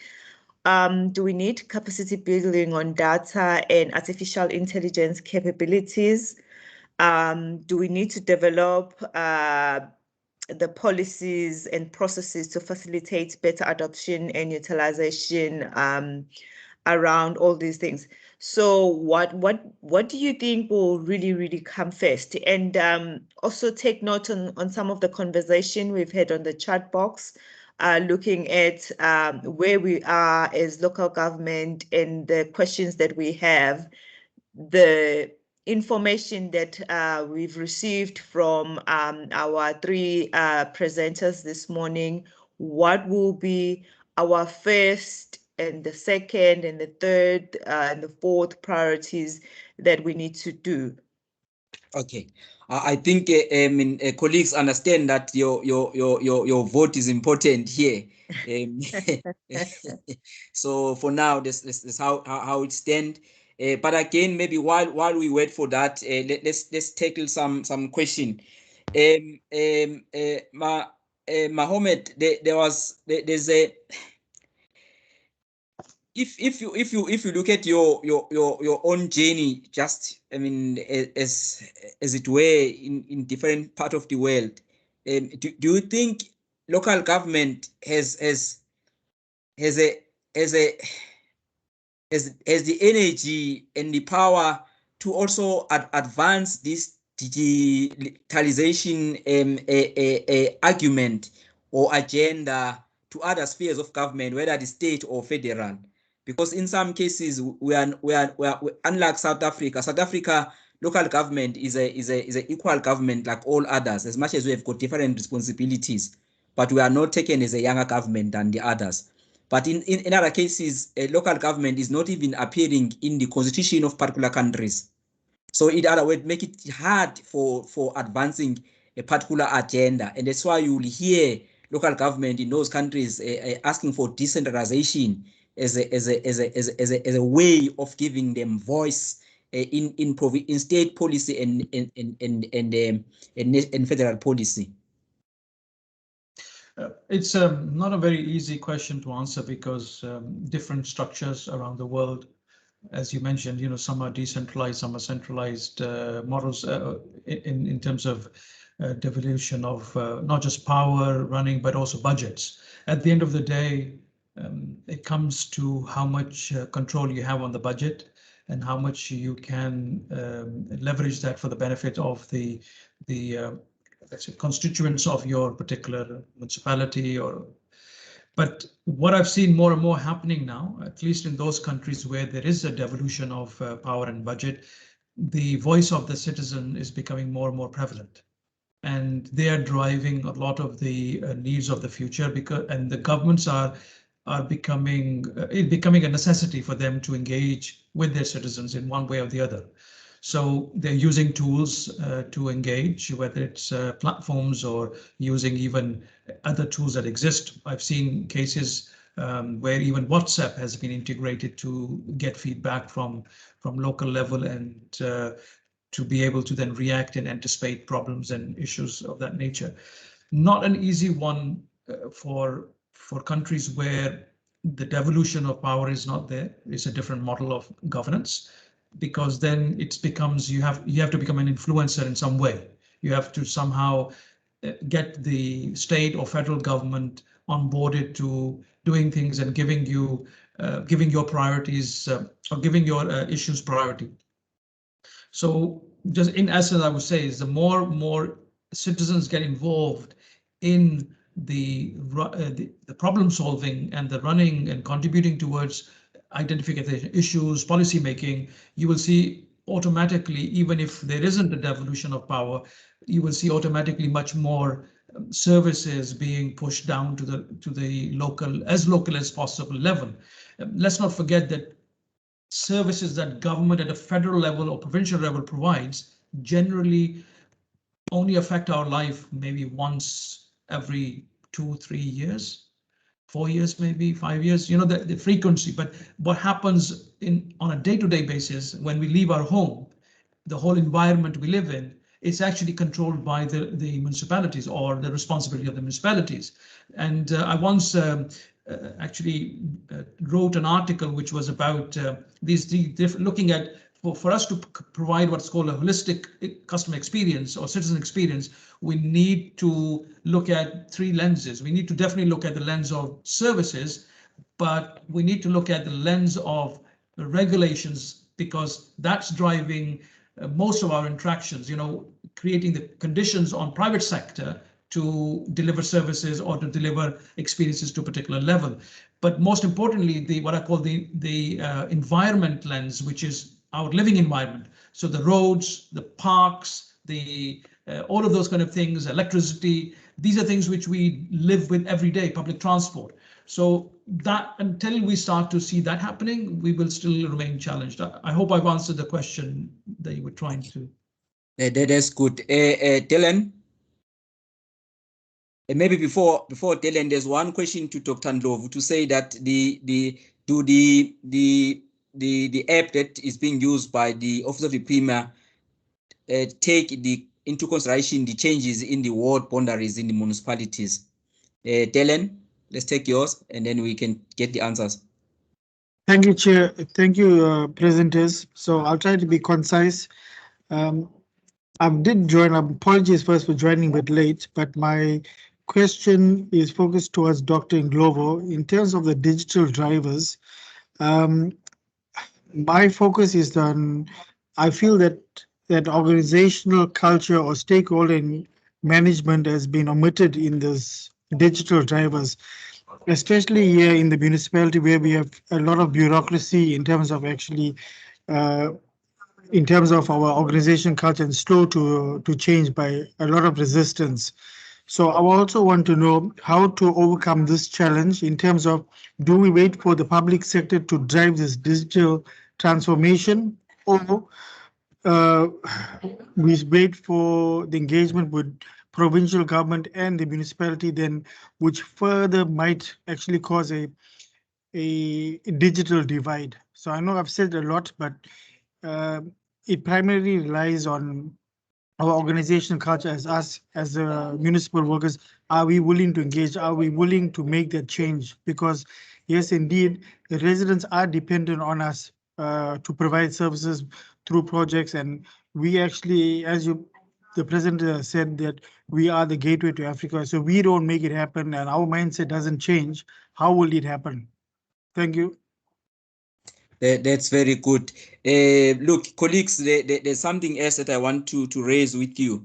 We are currently 76, and we are not ranking the question on the Mentimeter. So far we have got 11 colleagues who have done it. So at least I would have expected that at least 76. So we should be doing it about 60 at least. Okay, so let's try to do that. I don't know whether we are having challenges doing this. One thing I must tell you is that we do not know who rank how. It's an anonymous ranking, so there are no comebacks in case you think that your boss may then come after you. That how did you rank that? Because we always tell you money is the only thing that drives innovation. So in this case, nobody knows who did what. So please, I invite you. It's menti.com in your mobile phone, and then after that you then put the code 25134427 and then you vote accordingly. Okay, let's answer those questions. Dr. Ndlovu, are you still with us? Then we now go to Dr. Mbata after that. Dr. Ndlovu? Okay, Ray, can you take some comment on that on one asked by Dylan, and then I will give it back to Mohammed, and possibly I'll also maybe ask internally as well. Ray? Mr. Zondo, I'm ready to take it. I just had a break in connection, so I missed most of the question. Would you mind repeating it? The question by Dylan was asking that, he look at the pillars that the Premier's office presented, but again the question is fine. The question is, if we are saying that the pillars to drive digital transformation, among others, community, people-centric approach, and others. What about the internal organizational culture? What is the role does that play in doing that? So Dylan is asking about that, and then is in his point, he's saying that if the colleagues resist to some degree for change, are we able then to meet our people's need? If we have to drive this people-centric approach. So okay, let's hear you there, Ray. Yes, I get it. Thank you very much, Mr. Zondo. Look, I think in our view, culture culture is at the center of everything that we actually do.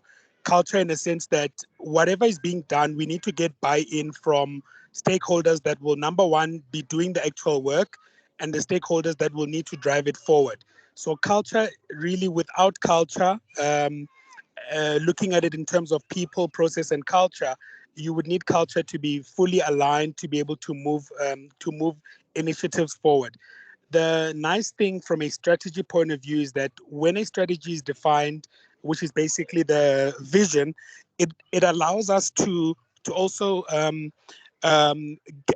lobby and get buy-in from the stakeholders to ensure that we are all on the same page and thinking to drive initiatives forward. If you look at, for example, the short-term deliverables from a city, specifically the pillars, we would have different owners that would be owning the various pillars. And when those owners have got many teams around them, they are able to drive a certain culture of either high performance or support continuously. That's fantastic. Let me maybe bring another friend of ours. I mean, it's not yet discussion colleagues, but David Kramer. What would you say? I mean, David Kramer is a former DDG for e-government in Gauteng province. So what would you say around the issue of culture, David?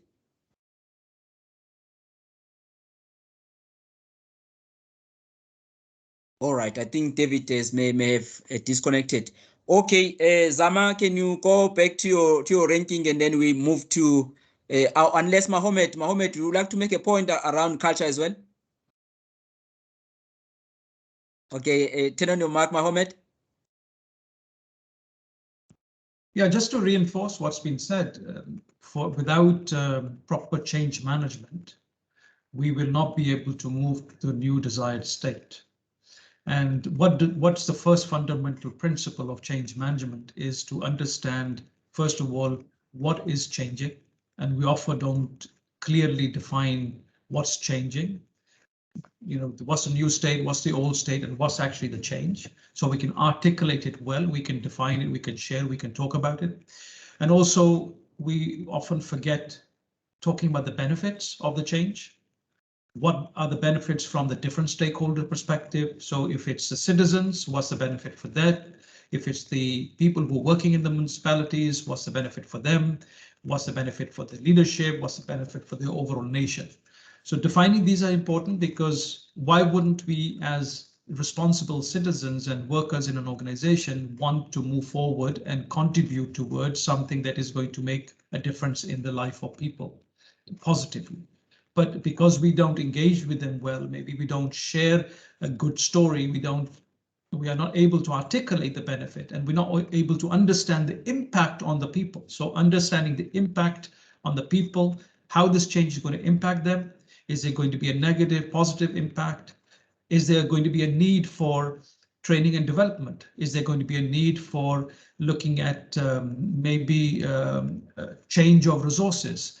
All of these things need to be considered very carefully. But what's in it for me? You know, all of us are human beings at the end of the day. We will always look at what's in it for me. You know, how is it going to better my life or my purpose in life? Or, you know, that has to be addressed very carefully. And a proper change management program needs to be put in place.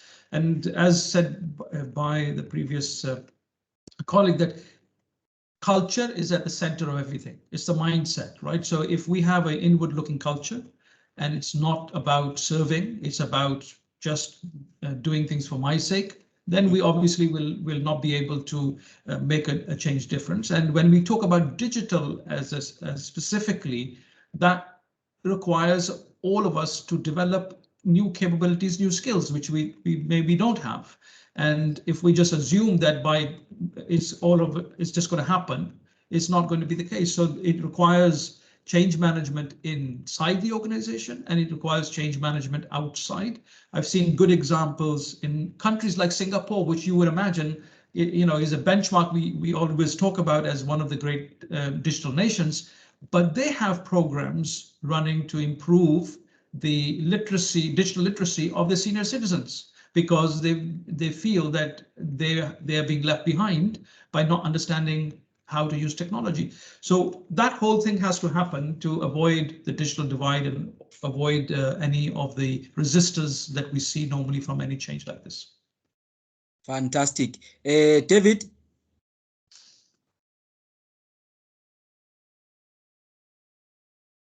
David Kramer?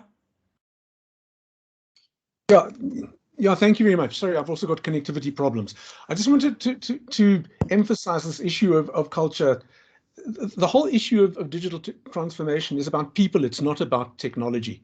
And it's the attitude of people that make this happen, and not just at the implementation level. One of the experiences that we had over here is that until you have change management, until you have a change of attitude and culture, it doesn't happen, and that needs to start with political will at the top. We found that the people factor was the single most undermining factor in digital transformation, not just because it was hard to get buy-in, but because often people were afraid of that. You know, I think innovation means risk, and risk is not something that government adopts very readily. And until it's the leadership at the top shows, not just by their permission and approval, but by their behavior and by their own adoption of new technologies, people down the hierarchy find it very difficult to take that risk, because the consequences of things going wrong are just so heavy. And I think if we can get the people side of things right, then we'll get everything else right. The other problem that we find is that government compliance delays progress. And creating an enabling environment is the single most important thing that we can do. So all the change management and the conventional change management and getting people to not rely on third-party service providers, and getting away from all the difficult agendas. And essentially, if we're going to be talking about data, getting departments to share data and to work together when there are different agendas in different departments. These are all challenges that I think have retarded the progress that we could have had over the last 5 or 6 years. And that's the challenge that we have. Get the people right, get the politics right, get the process right, and things should be, we should start to see progress a little bit more. Thanks. Fantastic, Dave. All right, Zama. I'm just listening to what Dave was saying, actually. But most people are saying that we need to develop policies and processes to facilitate better adoption for now as a priority. I think it forms part of like security and some sort of a framework to guide us in terms of the process on how we move forward with this paradigm shift. And obviously, there will be a need for financial injections towards technology. Everybody says that once we have our policies in place, then we will be able to secure some sort of investments towards it. Promotion of cross-functional integration and better utilization. Of course, we have so many technologies within our city of Durban, but they're not talking to each other. We can leverage absolutely a lot from improving the synergy across the technology that we are using. Obviously, the fourth one is saying capacity building on data and artificial intelligence as the fourth, but policy comes on first, and we have only 20 people who have voted. Thank you. All right, I think we can still encourage colleagues to make their mark there. Let's get used to it. We are going for a local government election in the 1st of November. So let's get used to vote and make our choices known using this platform. With that, colleagues, let us take Dr. Mbata to share what eThekwini have been doing around the issue of data and using data analytics and insight for policy and strategy moving forward. So over to you, Dr. Mbata.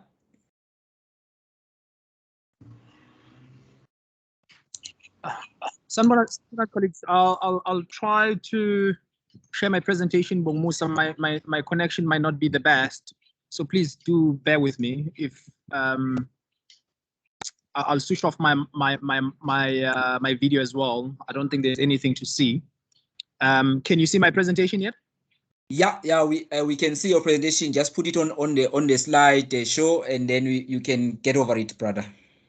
Okay, great. So if you don't mind, maybe with your permission, let me just take off my video, unless it's not giving any issues for now, so I can just let it be. So let's see. So first of all, thank you so much to the colleagues, and I would like to acknowledge the executive of the city, the leadership of the city, Microsoft, and the colleagues that are attending today. I will also acknowledge all the colleagues and attendees today who've taken their time to listen to this webinar and contribute. But also I want to send my special thank you to the previous speakers, Ubabumbo, for setting the foundation and laying the context, and I think that was very important. Ubaba Rabutzulo, thank you so much for that perspective. It's really helpful. Mohammed, shukran for being honest and being critical as well in your presentation. So it's really helpful. Umamundlovu for giving a bit of comfort with what's happening at a provincial level, because it's very difficult to think that eThekwini will be a pool of progress in the midst of I don't want to say backwardness of static space. So it's very heartwarming to know that the province is doing quite a lot of work to advance digitalization and digitization at the same time. So mine is going to be very brief and very focused on eThekwini Municipality.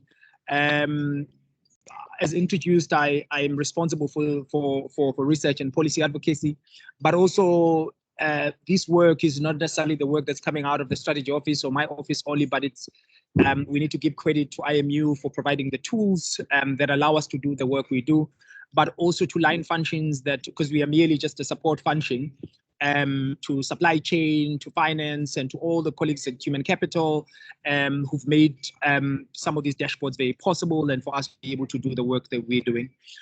So what I'll do, I will just provide some sort of city level data context in terms of what is the current context, or at least what was the context in the past couple of months or past couple of, or say a year or so, but things are changing.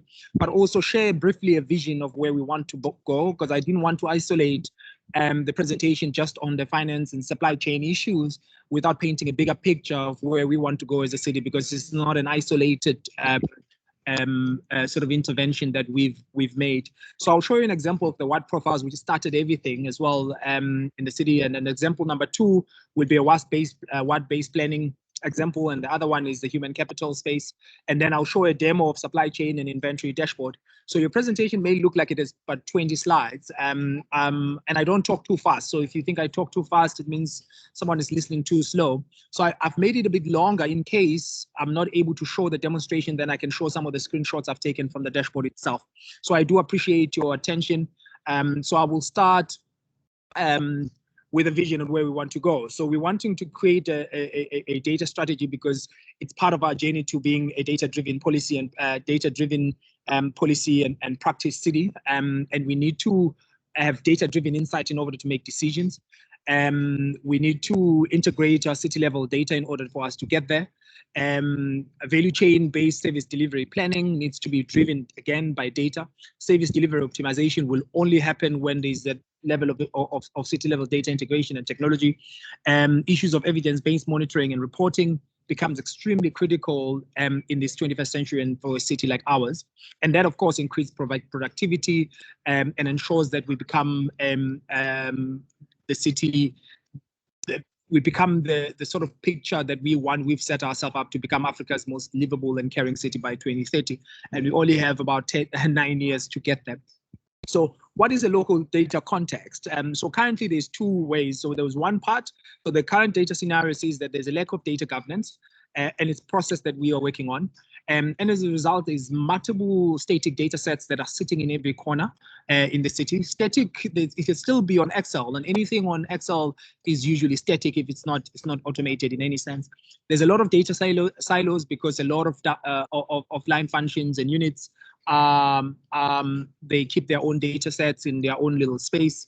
Apologies, colleagues, if you hear some Lucky Dube on the background. I'm working in a public space, so And then there's data collection gaps. So some data that we are not really collecting sufficiently that we're supposed to be collecting, but we are not really there yet. There's a lot of data-centered egos, and I try to explain this to colleagues a lot, that a lot of colleagues in the city, and I think David Kramer was mentioning it, and I think to some degree some of the colleagues who spoke before mentioned it as well, that unless we change the culture of how people think about data, then we're not going to make progress. What happens in a municipal context and in other municipalities or other government entities, there are people who create their persona and their importance around hogging the data and not sharing the data. And as a result, we have this linear view to the data. So if I work, for example, for electricity, and I keep my data for electricity reasons and for not electricity reasons per se, sorry, but mostly for work that has to do with electricity, I sort of blindside the city in terms of its own future planning, because we will need it for human settlement. We'll need it to understand where our infrastructure needs to go and all those kind of things. And then there's a lack of data sharing principles. How do we share data as a city? How do we share data as a government in a vertical format? It's still something that we haven't really been able to deal with, because if you ask data from SAPS, you have a lot of issues. If you ask data from the province, there's quite a number of issues because there isn't a very sort of clear process on how that data is shared.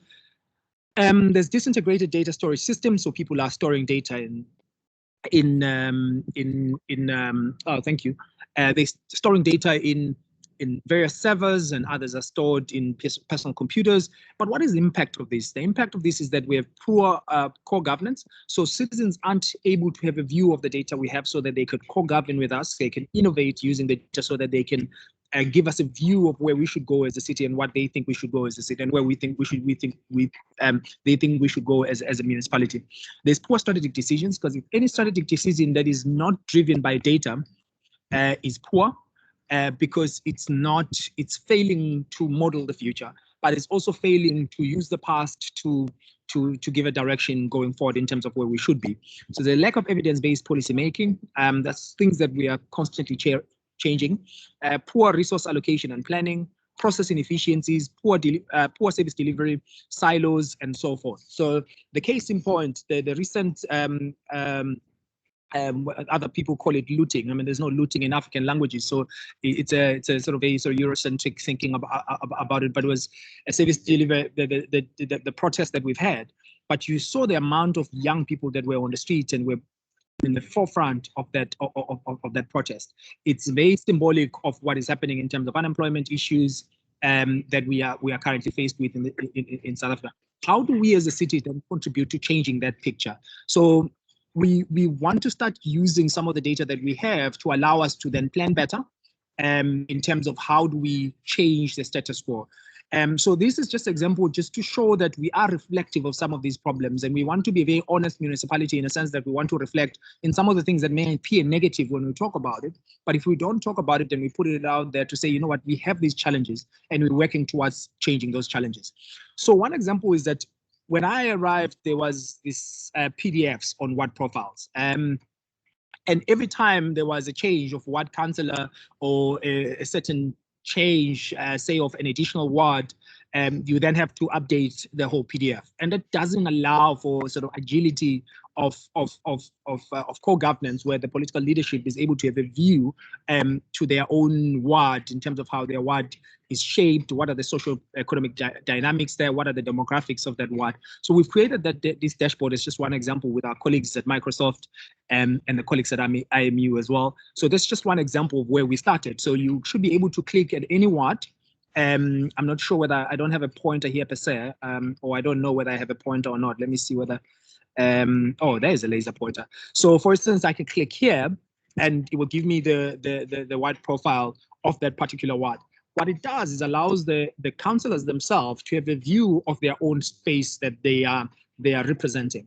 So when they're asking for services and resources, they know what kind of issues that their municipality, that their ward are faced with.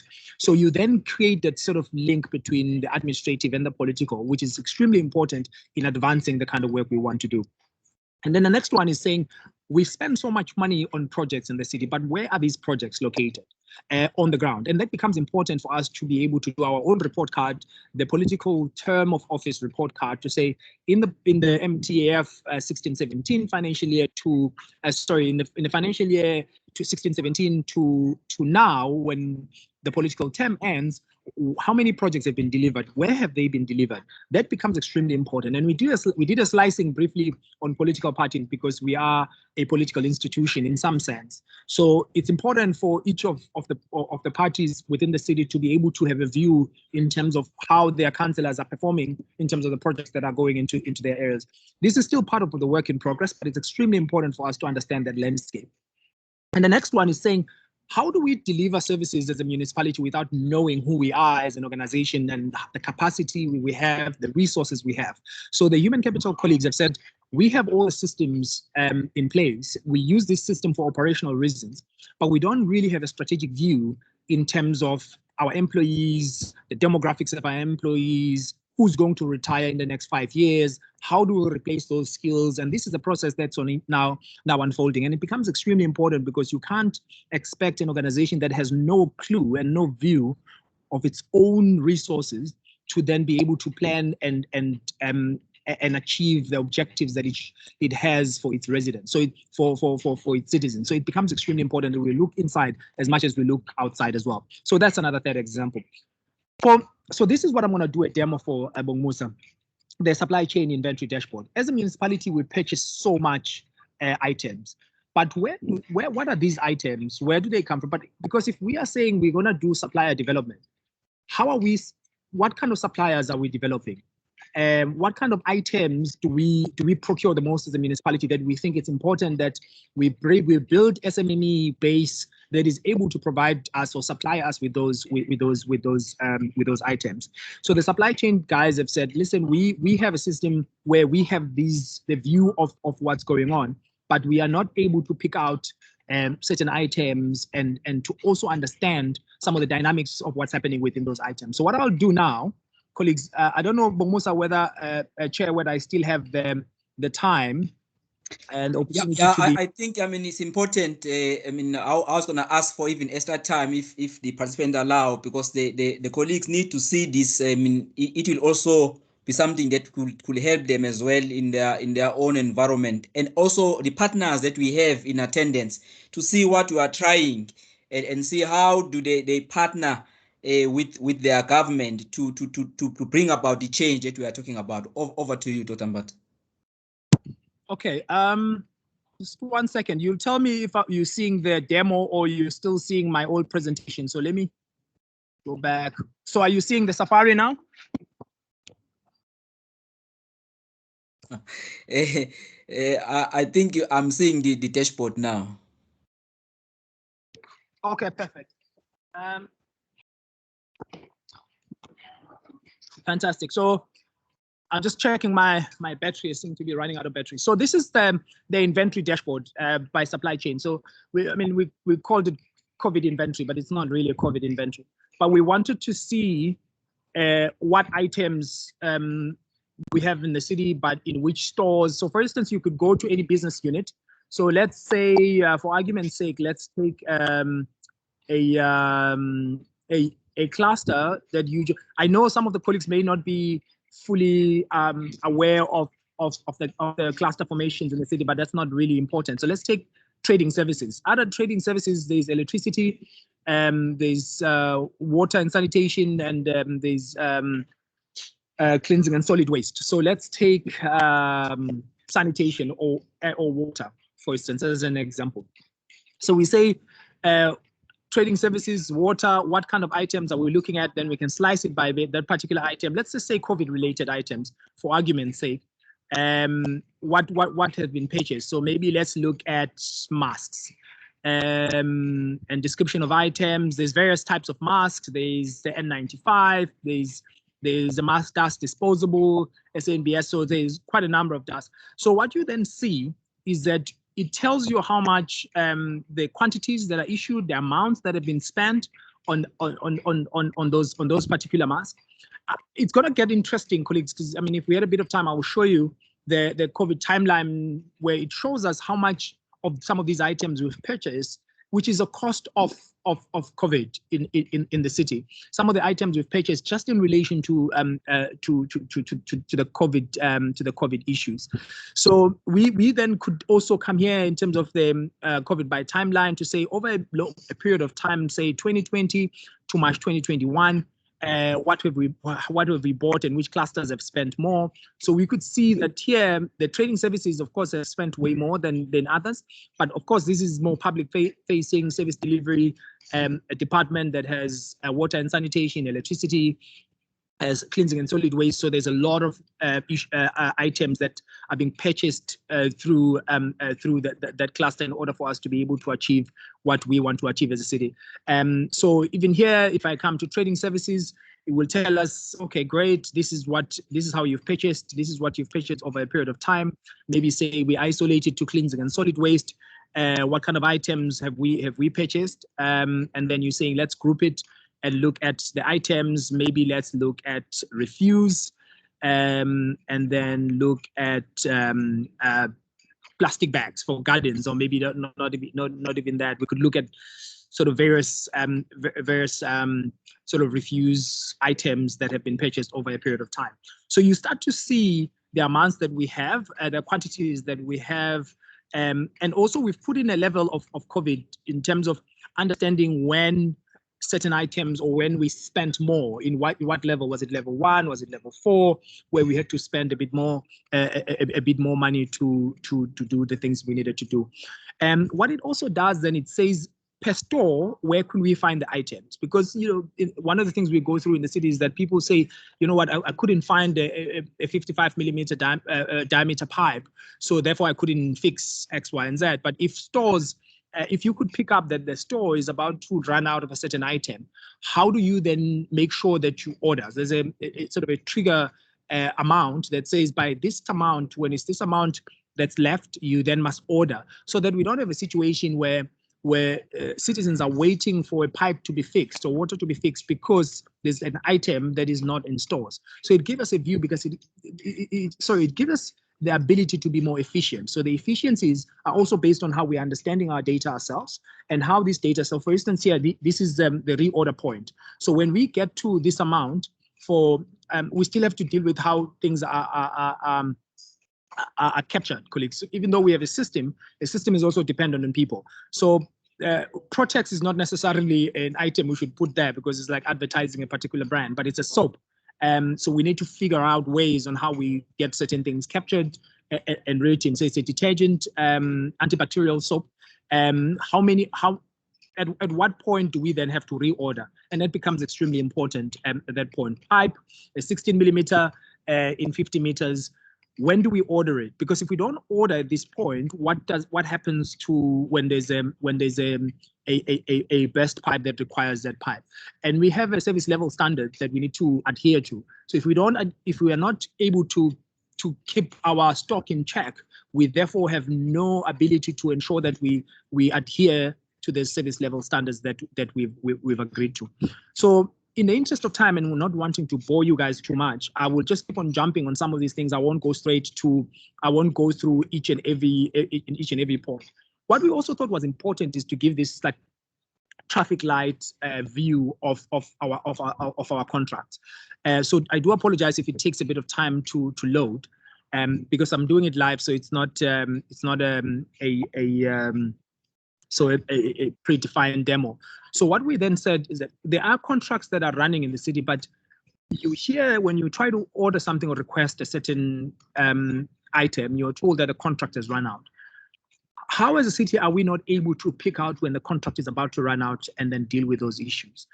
So what we then did with colleagues at supply chain was to say, let's create these green, gray, orange, red, and yellow sort of traffic light. And I know traffic lights don't have 5 points. In fact, they probably should. But we call it a traffic light sort of view to it. So we understand that if we say, for instance, an example, anything COVID related again, because it seems to be the buzzword these days, what kind of items or contracts that are are linked to that are important. So you look at the soap, antibacterial soap that we have. When does that contract end? So if it's in yellow, it means that this one is in red. It means it's finished. So it means this one is about to finish. So what do we do? So how do we respond a bit better? But without this view, you are not able to be that agile. You just order. You are told, oh, someone calls you or send you guys at contract sends you a message, say, listen, by the way, the contract of that item is finished, so we can't really order that. We'll have to advertise, and it takes another 3-4 months before something can be done, and that doesn't allow again for us to be very efficient. Let's look at the COVID timeline, and I think it was pretty important. So if you look at, I'm just going to isolate or just leave all of them here, just for argument's sake. So you could start to see the spike. I could go back a little bit. Let me see. Okay, it might take me a bit of time. So if you go back and you see when the first lockdown happened, when we're at the height of COVID, you could see how our purchases were spiking because we're buying so much more. And colleagues will ask, but why is the city buying some COVID-related stuff? Because citizens were buying their own stuff, but we have frontline staff who had to deliver services during COVID period. So we had to ensure that they have masks. There were communities that didn't have access to masks and sanitizers, and the city had to pitch in some of those. So that became a very important and a huge expenditure. So in the next couple of years, and I think we'll be counting the cost, and I think as citizens, of course, we'll be counting the cost as we pay tax and higher taxes to sort of pay the price for COVID. And this is going to allow us to be able to capture how much COVID has costed us as a city, and how do we then shift and shift from really recovering and then starting to thrive. But unless you know where you were before and where the pandemic got you to, you are not going to be able to see when you recover. You are not going to be able to say, okay, here at this point I'm thriving now because I've moved away from the recovery space. Because recovery is fine, but you need to then move beyond the recovery and get to thrive. And that's why I really am appreciative of this webinar, because it's starting to talk about those issues. Chair, I will move next to the last one, which I think is very important. As a city, maybe just backtrack a little bit. Our mayor released a mayoral 10-point plan that says, here is how we want to do things as a city in the context of COVID, but also going forward in order for us to be able to change the status quo of what's going on. And one of the things that was mentioned, that is mentioned as part of those 10 points, is the issue of procurement. The procurement center of excellence that is being proposed, and also the issue of using our own procurement muscle to develop the SMMEs. We are not able to do that unless we have a view of the kind of businesses that we are dealing with. We have businesses register in our vendor portal, and in order to do business with us. So you don't want to get paid or do a business with the municipality unless you are registered in the vendor portal, and that becomes important. So that becomes a source of data. So we know the cities, and there's some bit of alignment with the central database as well that we are trying to really work on, and supply chain guys have been working sort of overtime to try and make sure that those alignments are very clear. And then we're trying to also infuse the payment information to say, how much have we spent on SMMEs, but also who owns these SMMEs? How many of them are youth-owned? How many are female-owned? How many are Black-owned? How many are Indian-owned? How do we then start a program of supporting these SMMEs? If you do not have a view on who these SMMEs are, you will not be able to do any training, but also you will not be able to use your procurement muscle to revive the economy and to make the economy thrive, because you do not know who you're targeting. So you could just be blank targeting everyone, because your data, even though your data could potentially tell you who you should be focusing on, but it's not, because you are not really dealing with the data. So this is important. So you could, for instance, on gender issues, you could focus on female-owned businesses, and it tells you that about 38% of our businesses that are female-owned are owned by people between the ages of 30 and 39, and very few are owned by very older people. So you could see that it's both youngish people, but again, so there's here 16% is owned by people who are 20 to 29.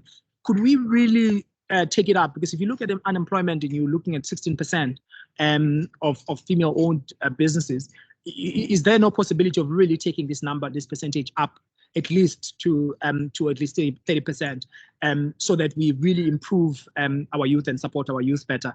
We can look at race issues as well and say, okay, that, because it becomes very important as part of redressing the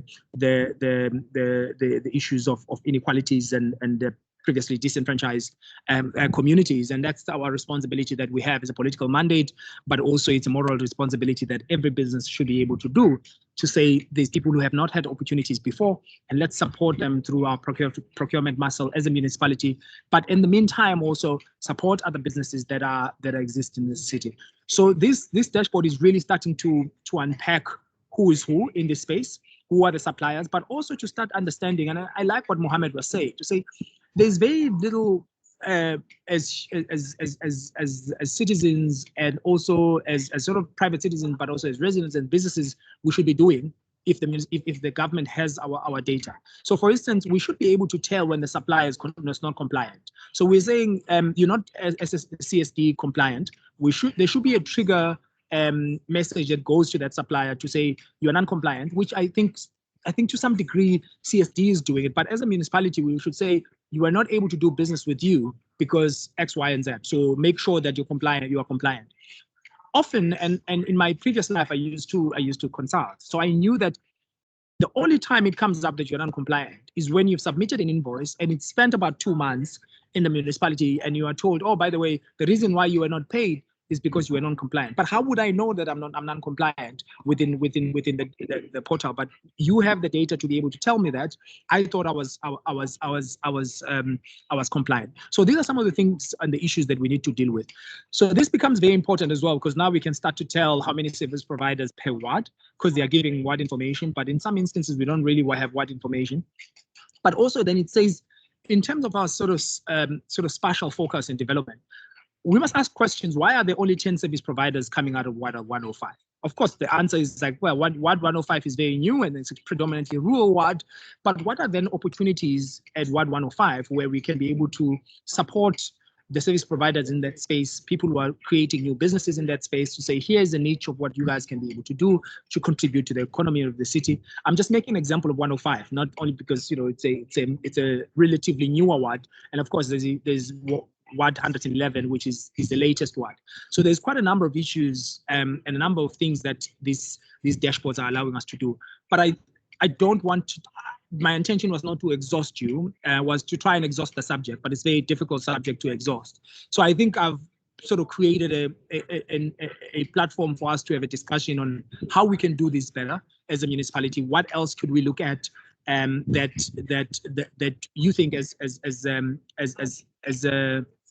attendees of this webinar is critical for us to be able to look at? What can we change in our approach in what we are doing, especially when you talk about issues of supply chain, but generally talk about data. How are we engaging with our SMMEs? How are we training our SMMEs? How are we ensuring that the data that we have is plugged into other sort of from a vertical point of view, to other provincial and national departments, in order for them to create programs that are targeted towards the SMMEs that are within eThekwini municipality? And one last point, and I think it's also going to be important when we talk about digital transformation and digitization, is that it's going to be very difficult to look at the municipality of eThekwini within the administrative boundaries. We need to start thinking about in a regional format. And I've been saying this to colleagues, to say eThekwini alone cannot be an island. If there's a lot of visitors who come to eThekwini and they go to Palito and they think they're still in eThekwini, but they're in Ilembe, in fact, or Kwatukuzi. So how do we then start using data to create this idea of coastal region, as an example, of coastal city region? Because the borders are very porous. It's only in our mentality as city officials and government officials that we have municipal boundaries. But we need to think broadly. We need to talk to Dr. Ndlovu at provincial level. We need to talk to our adjacent municipalities, Umhlatuze, as further as it may look like it is. We talk to Ilembe, Ugu, and say, how do we use these digital platforms to assist these municipalities? Especially, we have a better resources, to some degree, some better skills as well, but also understanding that anything that happens in Ugu municipality affects what happens in eThekwini. What happens in Ilembe affects what happens in eThekwini and vice versa. And the same thing with Umgungundlovu and so forth. So that regionality becomes important in a space where, because the data and digitalization itself is trying to sort of transcend those sort of physical boundaries. How do we use the data to transcend those boundaries? But Chair, I would want to stop there and send my sincere gratitude for your patience and allowing me the opportunity to present this. Thank you. All right, thank you. You can stop sharing your screen, Dr. Mbata. Thank you very much for this. It was fantastic. And now I think colleagues can ask their quick questions and then we'll move to others. But I wanted to put somebody on spotlight and I asked Juma a question. Juma, in 2016 or 17, if I'm not mistaken, in May, eThekwini and South Africa sponsored a resolution during the UN Habitat General Council, and that council was adopted by member state. But there's a clause, and a clause number 2, action clause number 2. I want you to read it, and after reading it, and then explain what does it mean to you as an agency of the UN, and what does it mean to you and us in terms of partnering with us in this journey of data-driven cities and the importance of data to improve service delivery and then really advance value delivery to our clients who are living in our cities. Having seen what the presentation by Ray indicated, 60% of people living in cities by 2025. Correct. Can you hear me, Bongo Musa? Yeah, I can hear you loud and clear. Very well, and good morning to you all. I think this is such a fantastic webinar, and to see eThekwini delving into the details around these data transformation issues is quite exciting as we look to other cities that are also attempting to try to make sense of this. As you rightfully put it, at the Governing Council 26 of member states, a resolution was passed which encouraged all member states to support open data partnerships. And this was in particular to support safer cities, to strengthen evidence-based policy and practice on safer cities, and to allow governments to track progress towards achieving the safety-related commitments in the new urban agenda and also in relation to the 2030 Sustainable Development Goals. Now, obviously, that comes with a lot of knowledge of the fact that at the global level, UN Habitat as the cities agency convenes best practices from governments, the private sector, and civil society. And through this then is able to extrapolate standards, standards which then can advance solutions towards more sustainable aspects of cities. And so with the whole dimension of smart cities coming to the fore, UN Habitat's emphasis is really on how cities can make this people-centered. And as you see in the resolution, the dimension of partnerships is what is really the emphasis here. Gone are the days when we understood sectors like safety and security to belong to one sector of the society, as in with the criminal justice system and the police. Nowadays, the delivery of fundamental aspects of the quality of life of people is being delivered in a co-production model. And so to understand how that co-production model can work requires local governments to now delve into the ideas of understanding the lifestyles, behavior, and circumstances of their people, which vary again from one neighborhood to another neighborhood. We cannot continue to have this homogeneous approach across a whole municipality and assume then that that is what is going to work towards realizing sustainable, inclusive, and prosperous cities. So the multi-stakeholder approach to digital transformation is what this resolution is actually calling upon. And it requires local governments like Durban to become pragmatic in terms of how they develop the smart city strategies aligned to the actual needs of the residents.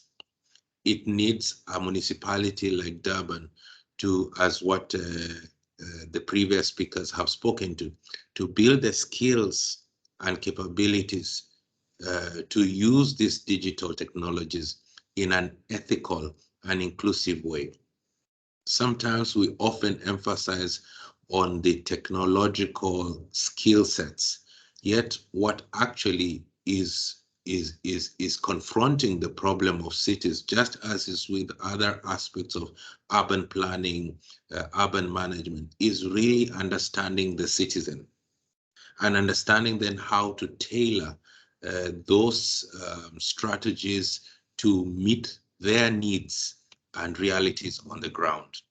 So as we speak even to the aspect of introducing technologies, we're still far from actually disaggregating data to the city level.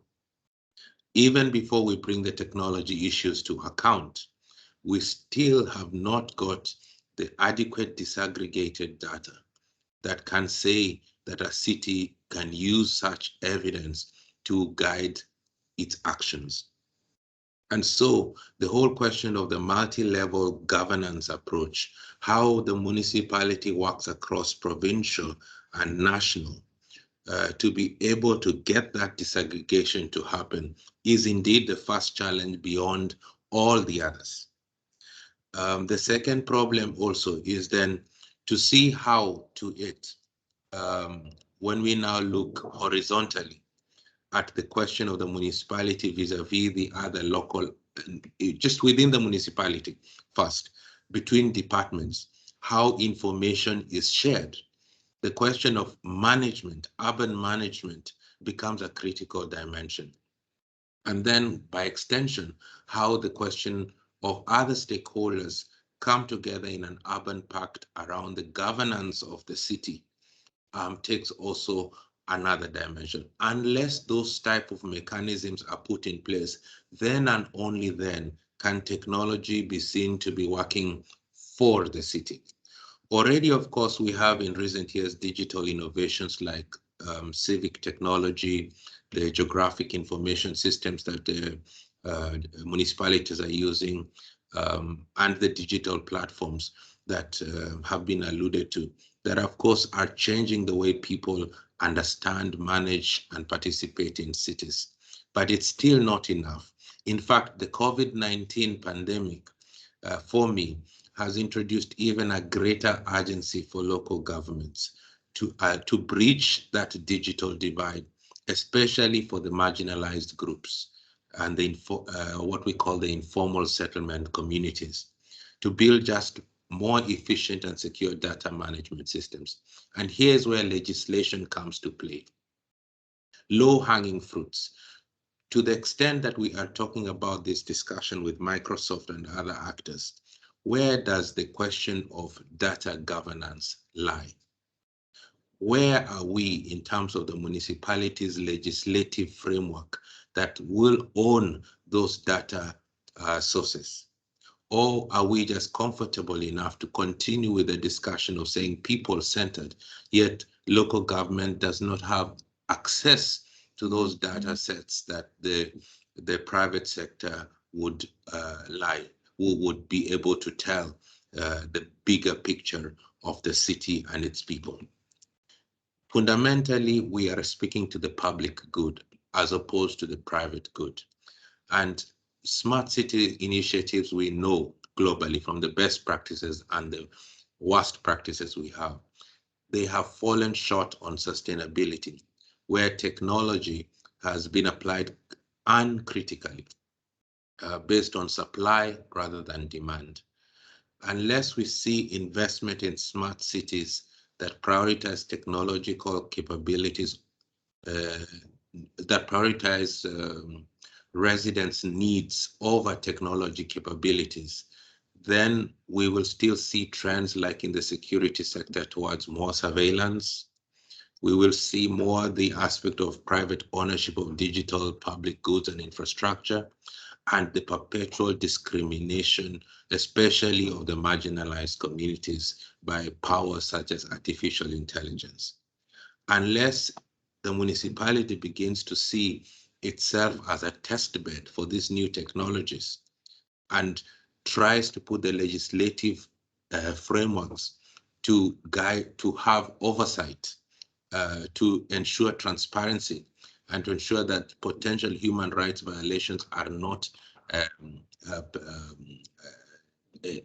executed while trying to get this digital transformation on, then we will be very far from the answers that we are looking at towards people-centered smart cities. And I think I want to conclude by saying UN Habitat has, of course, a firm commitment to improving people's lives and building city systems that truly serve their communities. In Durban, we have worked with you on the evidence-based city safety policy.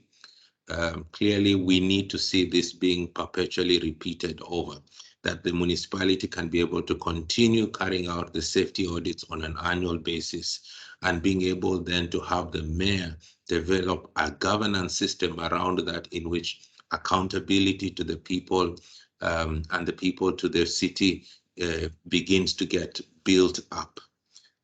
This will require the municipality to take a strategic approach to digital transformation, and to understand that potential to enable such a local governance of safety framework to come into play. I think in conclusion, I would just simply say it's important that we see these technologies at play, but it's even more important for us to understand the actual tools that we have right now to gather the evidence of citizens, and to have citizens participate in those tools to guide the strategies and actions that we have, the bottom-up approach. Until and only when we do that, which is within our midst, then the whole digital transformation issue will remain very far from how we see cities in the year 2030. Thank you very much, Juma. And I hope also you are also committing that you will support, especially around the open data policies and other aspects in our journey of doing the right thing, as it were. Yes, I think already now beyond this, I know Sandile and Co are already engaging, for example, our data analysis teams to develop the monitoring frameworks that require, with, of course, the principles that we have in mind. I think once that kind of effort is put in place, then we can begin to start saying, how do these digital transformations come to play? And the same way also from the Safer Cities side, we already have the safety strategy that you have, and you now need to take that to a level of systematizing it to develop the necessary monitoring systems. I think it is in that space that we will find the meeting between the city, the private sector, and the civil society actors in trying to get those indicators applied and used, and have digital technologies supporting that effort. Thank you very much, Juma. Let's quickly run now to Miss Nomazwi Mhloma, our deputy, I really say deputy manager, deputy head for IMU customer services, to make her input, please.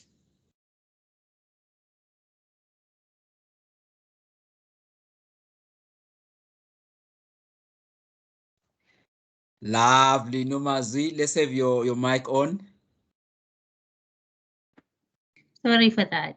Yeah. Thank you. Over to you. Okay, from eThekwini Municipality, on behalf of Mr. Robert Dlamini, I would like to thank the organizers for organizing this. And the role of ICT is already alluded or elaborated by Dr. Mbata, and he has explained where we are in terms of the journey towards data-driven cities. For us, our success, I would say, we appreciate the support from executive management. I want to understand that we have different municipalities that are here. Maybe they want to learn from what they have seen, the dashboards, everything that has happened. I think for this to be a success, we had to get a lot of support, and our technology footprint is relatively matured as we have gone past the stage of conventional, and we're already on the digital platform. And we believe that with all the support we get, even from the province, like what we hear today, that the province is already also advancing on their side. We believe that the province altogether with the local government will make a great impact to enable our citizens in terms of service delivery through data transformed and digitalization.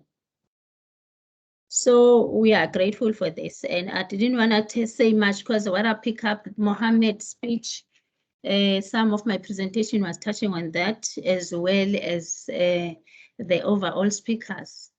The other thing that you've mentioned earlier around culture, an example of the success we had for us to succeed. We have implemented partnership with Microsoft where we are implementing a customer immersion experience. I like the previous speaker who just spoken now, who spoke about it would not be good for us to just do presentations and not to be realistic to what we are saying and show examples. So for eThekwini, I see us improving even in the way of operations due to this change management and experience that we are embarking on to ensure that the tools and everything we have is giving us value. Thank you. That was nice and very straightforward, Deputy CEO. I mean, Deputy CEO, Deputy CIO. That's very nice. Maybe you will soon grow up and become a Deputy City Manager. Who knows, Nomazi? We really appreciate the leadership that you have shown working together with the CIO and all the deputy CIOs that we have and the colleagues. I think there may be some questions that colleagues and participants have. I haven't seen any. Kola, do we have any questions that are burning from the participant side? I saw just a question from Mr. Tulani Msomi, which is what is the impact of inequality on infrastructure investments to digital transformation for data collection? Yeah, I think that question also we can add to all the participants and say, if we talk all of these innovation that we are talking about, one could not stop wondering what is the cost. What is the cost of putting these together? And maybe also the other part may be, how do we fully leverage a partnership? I mean, if we have to deal with the issue of cost, how do we leverage partnership to deliver on this? Because it seems like the power is that we have is on the partnership side. But before I allow the presenters to take this, being very mindful of time, I would like to bring the executive manager from Reinkonyeni KwaZulu. You have heard what Sandile talked about, a regional approach. Now we are saying eThekwini could not succeed without working together with other adjacent municipality in a regional approach. So, and Sandile mentioned Reinkonyeni under Uku district, kwaDukuza under Ilembe, Umsunduze under Mgungundlovu, as far as King Cetshwayo, Umhlathuze municipality. So KwaZulu, would you like to make a brief comment around that? How do you think about this particular approach, a regional approach, on this digitization journey?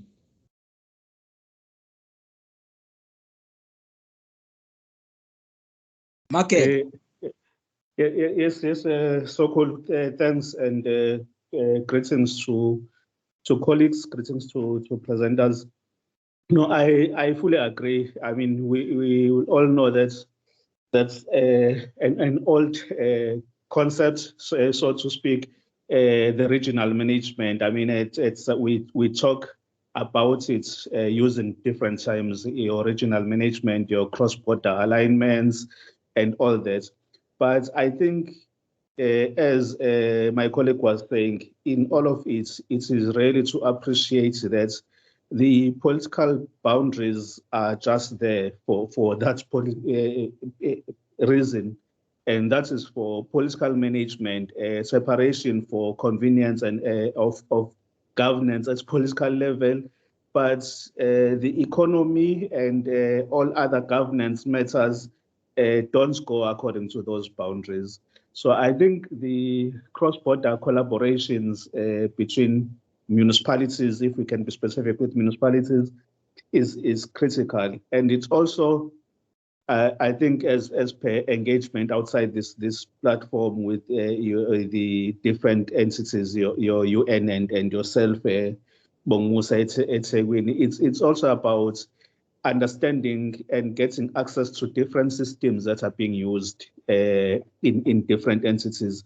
You might find that you have a problem in Renkonyeni that you are trying to find yourself around the systems that can help you deal with that particular problem. And in most instances, you'll find that if you just ask what the WOZA, they've developed and tested the system, they have it working.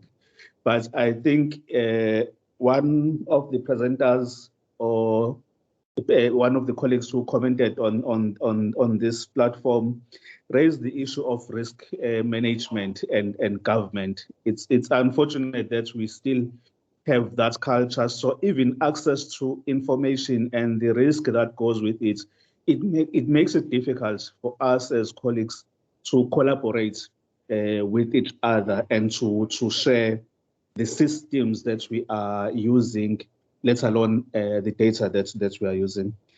Can I just hijack the opportunity to try and make my 1 cent contribution? That I think the big gap that we are having in everything that we are talking about, for me, at the space I am at in the local municipality, it's population profile and trends. Population profile at residential sites level, and as well as trends, because you're working with the SMMEs, you're working with developers. You are not even able to see that if I work with a particular program and this is the intervention I'm making, what difference does it make? And be able to model to model that, because the starting point is that you really don't even know who is here. So even the issue of customer-centric government that Mohammed was talking about, it's critical, but one of the building elements that we have to look at is the issue of the population profile. Thanks. Thank you very much, Mtwana. We really appreciate even that input. I think it also pointed to what are the things that we could do better to support each other. I mean, to deliver value to our customers. I would also like to. I know, colleagues, just give me. I will add just one more 10 minutes after 12, so that I give Mahlaba to close. But I wanted to bring one more other executive manager and our colleague and our friend from Umhlatuze municipality. Nonsundu, are you there? Yes, I am. Oh, okay. All right. So, I mean, I wanted also that you comment as well, especially around first point, the one of regional approach. Secondly, the issue of on your own, what do you think when you hear, I mean, all the things that have been said around, especially around youth and entrepreneurship. And again, we can then hijack the airtime that you have then to say any other input you want to say. Over to you, Notsuti. Thank you, Tiani. I'll be as brief as possible. Thanks, colleagues, for this opportunity, and greetings to everybody. I think the issue of a spatial dimension is of interest to me, well, being wired in that manner by profession. But it becomes important because whenever you think interventions, there's a spatial dimension to any intervention. I'll just make a quick and maybe minor example, but which would have a bigger impact if you look at it. You are engaged in a safety program where you're dealing with issues of safety and so forth. You're doing so good, only to find that you are displacing criminality, basically. Then people that are involved in that criminal activity will migrate to an opportune space across the border. So you have dealt it within your political boundaries, but you are actually displacing it to another. So I'm just emphasizing the point of cross-border collaboration between government entities and municipalities, you name it.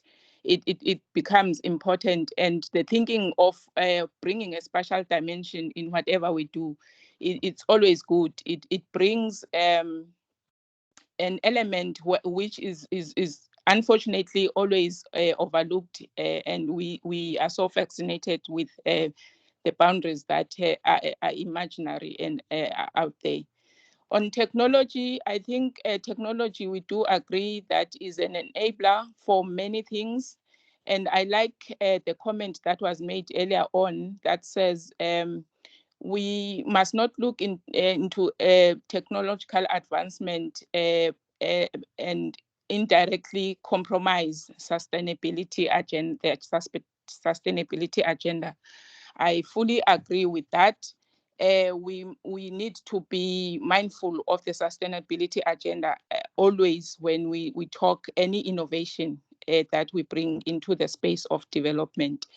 In the sector of small businesses and entrepreneurs, there's a lot that you can think of when you're using technology around productivity, tracking of, for instance, of your time spent on certain business processes, saving time, reducing wastages because you are able to use technology to track and streamline your work processes. You could talk of digital filing, even management of smaller things like your emails, so that you don't miss what is important that is coming into your system. Your financial management processes.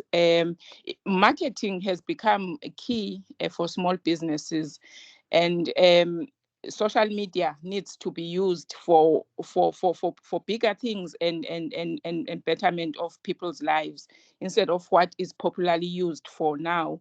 Blogging opportunities, for instance. In Umhlatuze, we started a concept called the concept of Opportunity Tuesday for small businesses, where we would profile a small business in our space on our social media platforms so that they get exposure to a wider audience and potential clients. So there's a lot that you can think of, even on collaboration and learning. As we are seated here, we are learning. You save time of traveling to a venue, but you're sitting in your office, at home, wherever. You save time and money on traveling and even reaching out to your customers using technology. So there's a lot that we can use technology for in advancing entrepreneurship and making small business work better. And thank you, Chair, for the opportunity. Thank you very much. Colleagues, we are already over our time. I'm sorry about that, but I would like our speakers to make their concluding remarks. And while they are doing that, I like them to comment on this question. I think one comment on change management pressure, I think, is covered. But I would like that the one on integration amongst spheres of government, I think that also Mohammed did cover it when we were looking at it at the beginning. The issue of coordination of initiatives, I think you can talk about that, colleagues, especially Ray, you can talk about it because the colleague to do make mention of the Presidential Commission recommendations on fourth industrial revolution, saga, digital and other initiatives. I think you are better placed to to comment on that. But Mohammed as well, you can as well as Sandile, Nomazwi, you can as well because we are local. Mohammed, you can talk broadly on coordination of initiatives, broadly so, without necessarily having information on these specifics that Mtutuzi is talking about. And after that, Sandile, I will give it to you to make your concluding remarks. Sandile Mahlaba, I will introduce you after that. Mohammed, you would like to start? Sure. Just 3 concluding remarks to make. Number 1 is, keep them very punchy. We need to move to a point where we have less government, more governance. That's number 1. And data and advanced analytics, all of this can help us do that quite successfully. Number 2, we need to have a startup mindset. Not easy in government, but we need to, because we don't need to boil the ocean. We don't need to get all the policies right, everything before we can start. Often just kicking off and doing things, testing, moving on, that works a lot. I see a lot of kind of regulatory sandboxes, this kind of models working. And particularly, I'll cite one example. And this is, again, ingenious, in my opinion, as an example. Estonia, who we all know is one of the leading nations when it comes to digital, has just recently launched a program to open up its government to any startup, any innovator who wants to come and build solutions, and they'll open up their data. They will collaborate with them for free, no charges or whatever. So encouraging startups, but also opening up. The only catch is if you build something, the solution, then it is of free usage to the Estonian government. So what a beautiful way of driving innovation and making, also contributing towards the betterment of the government. And number 3, last point, as government, we need to move from this. We need to try and create this environment where right now the model is you follow us. As a citizen, follow me. I have to go to the government. I have to do something. If I'm talking to the provincial government, different data set, I need to start the relationship from beginning. When I go to a state, it's beginning. It's like if they don't know I exist. So we need to move from that to what I call follow the citizen, or get to know me and follow me, know that I exist at every level, so that when the interaction happens, it is seamless and much more effort is pushed towards the system. So these will be my 3 parting remarks. Thank you very much, Mohammed. We really appreciate your time. Just one more thing. Sure. I just know that your youth is obviously the key, right? So tap into that somehow. I think if I remember correctly, the figure 40% or more. 42% is under 35, yeah? And so that's the key. How do we reactivate this power and make it work for all of us? That's really important. Thank you. Nomazwi? Okay. Hello. Yeah, your concluding remarks? Yeah. On my side, I would like to say digital transformation is not one-stop shop. It is unique according to your business objectives. So for some of us who are here to learn in this webinar, we still want to start, or we feel we are in the middle, we are still striving to be the most livable city like eThekwini. Innovation is key, and we should understand that there's a lot to be done around change management. Also, I believe that there's a challenge of skills across South Africa or the countries, which my motivation is that we should tap into what is already available. Like in Durban, there are areas like Innovate Durban, which these digital skills are already there. And those are the places where the youth, which is unemployed, can tap into and get opportunities. When these places like eThekwini review their structures to this new landscape that we've started, they can have opportunities to get employment.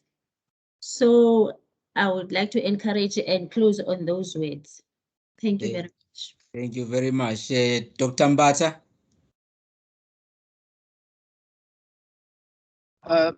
Colleagues, mine is not, it's not going to be long. So just sincere gratitude to the speakers and to the participants and the contributions that have been made. I think the journey is a collective journey. Alone as a city, we're not going to go anywhere. I like the idea of vertical integration, and it's something that's very extremely important. But again, it requires a change of mindset from the personnel that works in that space. So I'm hopeful that from here on, Babu Zondo, we will touch base with some of the adjacent municipalities and see how we could take the efforts forward in terms of data integration, and also just thinking regionally as well as the municipality, and we can lead that journey. Thank you so much. Appreciate your time. Lovely. Raymond or Ray? I don't know where do I get Raymond. Ray? Just to say, Ray has joined the meeting. They're starting now. Oh, so, okay. Yes, yeah. Right. I think, Sandile, then we can take you from my side. I want just to say a few points is that we appreciate all the speakers. Mohammed, I think we are now friends for life with eThekwini and all the colleagues that are in attendance.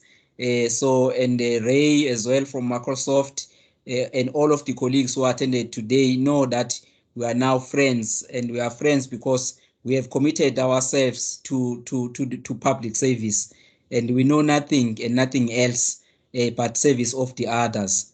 And whatever we breathe in the morning, we breathe in, we breathe out, is only quality services. That's the only thing we know. All the points we have raised around human capital, change management, implementation of changes, and I like also the point that we all emphasize people-centric models of governance, focus on outcomes rather than outputs. I think those were the key moments that you talk about. I like the point of Uber simple. Mohammed, I think that's your point that you raised there, as well as the key pillars, including robust data governance. I think we still need support there. Points made by David Kramer, Juma as well, people whom we put on spotlight, in essence, Keta Zulu, as well as Nonsundu Ndonga from Umhlatuze. Colleagues, we appreciate it all. Our partners, Microsoft, we thank you for this good work. Dr. Ndlovu is no longer with us, but Ngonyama, we appreciate it that you take time even when we are busy with the premier of our province. So in the DG, you still made time to share with us. And colleagues, what I could say is that let's carry on working together and try to improve governance. But again, let's not get stuck there. Mohammed said it very well. Let's not get stuck on governance. Startups, let's start working on that. And then while we deal with other matters, but let's already hit the road running. With that, we are also asked colleagues, I think we have already posted the evaluation form. In the evaluation form, we want to hear your input on what other topics we can cover in the future. There is another one that is already in planning motion on the adaptive workplaces. So we'll be looking at that, and then we'll maybe having a World Bank, not World Bank, Deloitte Global in that particular one. But we also want to hear your input.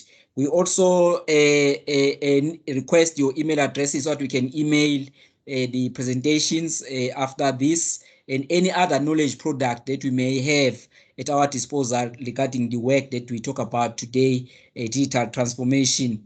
And also the other part is that we'll also prepare some good certificate of participation so that we can then email it to you after this webinar. So I think we then request you that you provide your email address. There will be a particular section on the evaluation form where you can then add your email address. With that, I would like to call upon Mr. Sandile Mahlaba. He's a Microsoft executive servicing KwaZulu-Natal and Mpumalanga province. He's a global Microsoft executive like all other Microsoft executives. He's our friends. He's a local student here in eThekwini Municipality. He graduated in his secondary education at one of the high school in Umlazi, eThekwini High School. I'm one of his teachers by default because I'm a teacher. Although I never taught him in my class, but my colleagues taught him. So in essence, he is my student. So over to you, Mr. Mahlava. Thank you very much, Babu Zondo, and thank you very much to all the colleagues and all the people who have joined this particular webinar. I think for me, it was really, really one of the richest webinar I've ever attended in knowledge, in experience, in actually showcasing some of the good ways and how technology could be used in leveraging and being able to show how government can be close to the people or governance can be close to the people. I wanted, by the way, to just do a eThekwini Imagine, say kind of like a show, because I think for me what critical is we've spoken about a lot of nice things on how technology does different things. If my presentation shows, I will just go through, it's just a few slides. I'm not going to take too long, because I want us just not to look at technology in isolation on service delivery, in isolation of all the other things that happen in government, even the way that the protocol goes and how all these things work together, hand in glove, I would say. So I want just to give, you can give me a second, I think it's loaded already. So we actually been in this journey with eThekwini for a long time. We've been imagining how eThekwini can look like. And I'm quite excited to hear eThekwini, even the province, starting to speak on the tools and be able to present them themselves and show exactly how data and how artificial intelligence can be able to leverage and to be able to really make this city one of the shining cities. I mean, the African, what they call it, I mean, the vision is very clear. It is the most livable country, an African most livable city by 2030. And Bongumus, I know you will correct me if I said it wrongly. So I think for me, just imagine this, there is about 6 scenarios I wanted just to give in a very high level and just showing how technology really, really works for us in my much more crowd part. Here's our young mayor who's very energetic, who does a lot of work for the people. But the good thing about it, I mean, using all the tools of what he's currently have. I mean, eThekwini is one of our very good partner when it comes to use the utilization of teams to be able to do public works and do different parts. Here already, all the data we're talking about, how nice can it be when the mayor can, in the morning when you wake up, see one snapshot summary of everything? Meaning, whatever is red and whatever you want to focus on, it already can indicate that there's a problem. Whatever complaints that are there, they already can see them by what. It's a very important thing that we have learned from eThekwini. What is very important. Profiling of a what is one of the critical factor in all things that you do. So how nice can it be, all this data coming together in this way, where you can even see the sentiment around security, safety within the city. What service requests are sitting there in electricity, in water? What are the kind of aggregation around them? What is in progress? What is being closed? Just when he wakes up and feeling and understanding that this is where the city is today as he wake up to do his work. I mean, you can give a call through Teams because that's one of the best powerful tools to the city manager. And maybe if ever water is red somewhere, start understanding why is it red? Is he aware of anything that is happening around that? Because remember, the mayor is always on the road talking to citizens and being in conversation with them. Here's no Kanya as a citizen person who is a very good active person in Inanda and who always like working and engaging with the citizen. You know, those people who represent us in all the parts.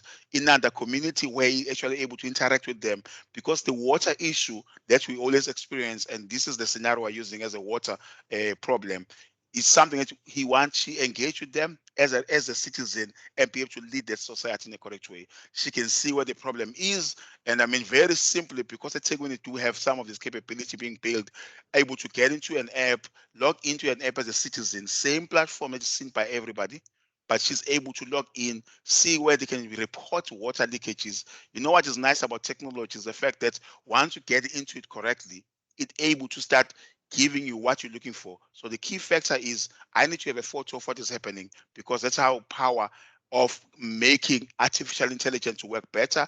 I must have a geolocation so that I can be able to activate exactly where the pipe is and the people don't go to the wrong place. I must be able to get in the call number or case number at the prompt to come back. I know that currently eThekwini is working with a lot of Fortman and different applications in making sure this experience will improve into this particular level as it goes on. So we are imagining here where it can go.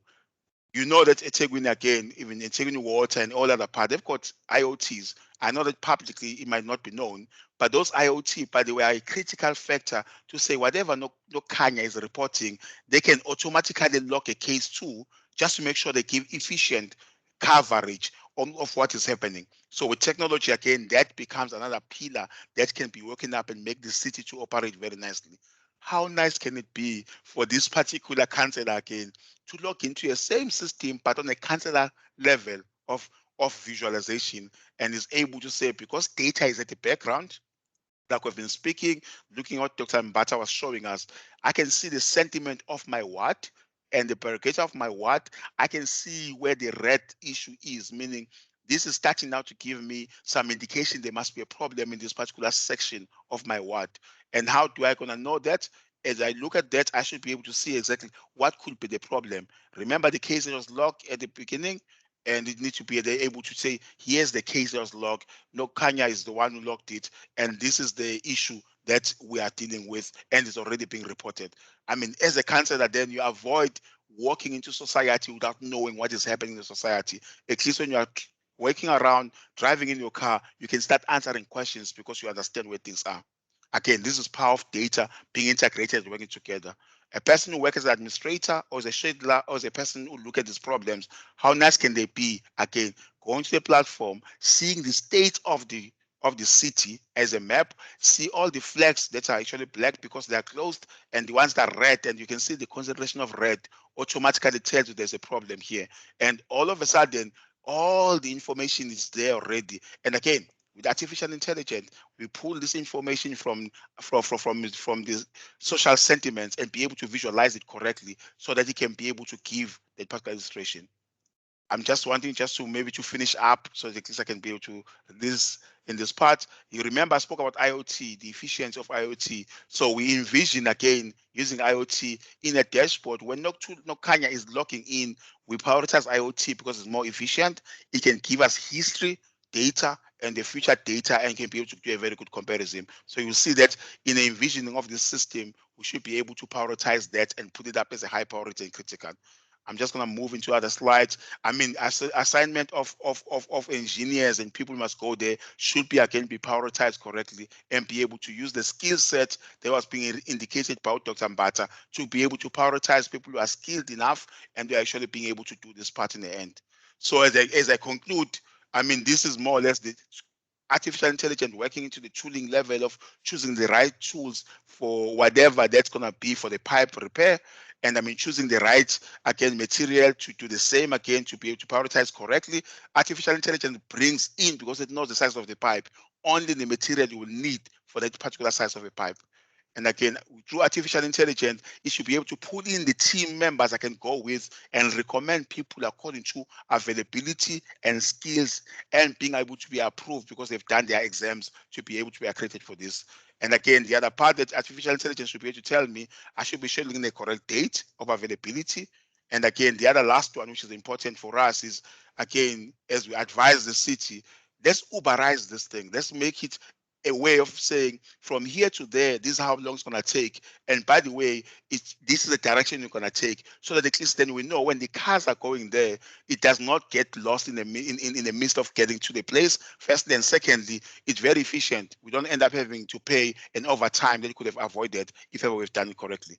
I mean, again, that's ring fence back into saying the work is done. The city manager now, when he's responding, he knows exactly when they go to the same system, he's able to look at that map now with more details because he's a city manager and more operational, and be able to see beyond just what the mayor would have seen and see what kind of cost associated with this particular pipe being passed. What are the future costs, what are the transport costs, tool costs, so that you can make a decision. Do we repair the whole pipeline, or we just repair as we have done before?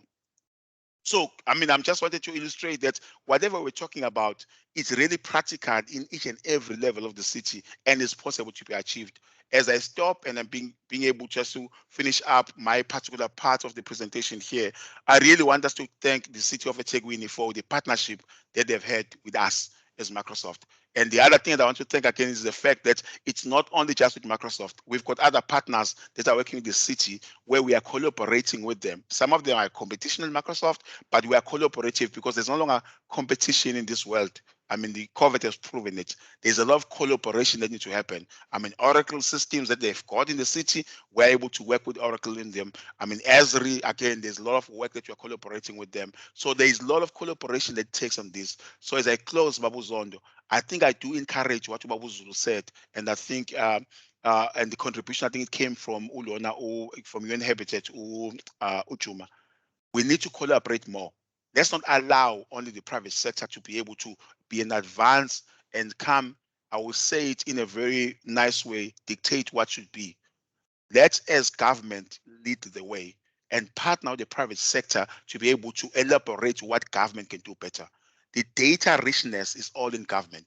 We as private sector, we can only use what governments already own and already have.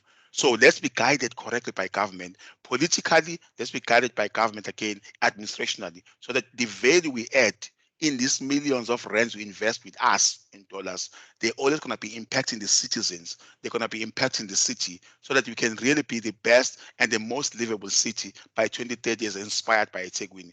I love the partnership. And I want us to open it up even further to other cities. I think the next one, Bongo Musa, we should be bringing other cities into a hackathon, using their own data, incorporated with the data of eThekwini. Let's hack it. Let's come up with something that can tell us even nicer way around boundaries of safety. If we are doing so well in the city of eThekwini, let's make sure that you don't then create a problem for the other cities because we are doing very good in safety, like illustrated by Nonsundu. Let's be able to come up with a way of how we can use technology to envision such a thing and manage it correctly and grow together as a cluster.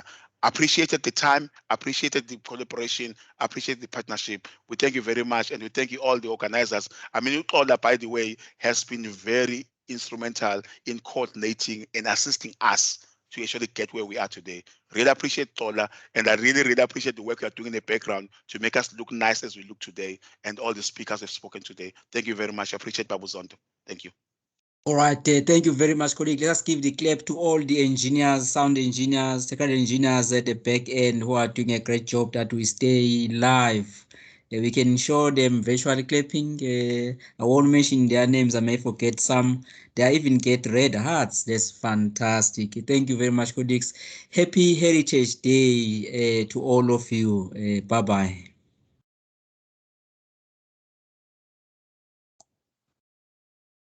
Thank you very much, Bongo Musa. Thank you very much. Happy Heritage Day. Bye-bye. Thanks, Bongo Musa. Bye-bye.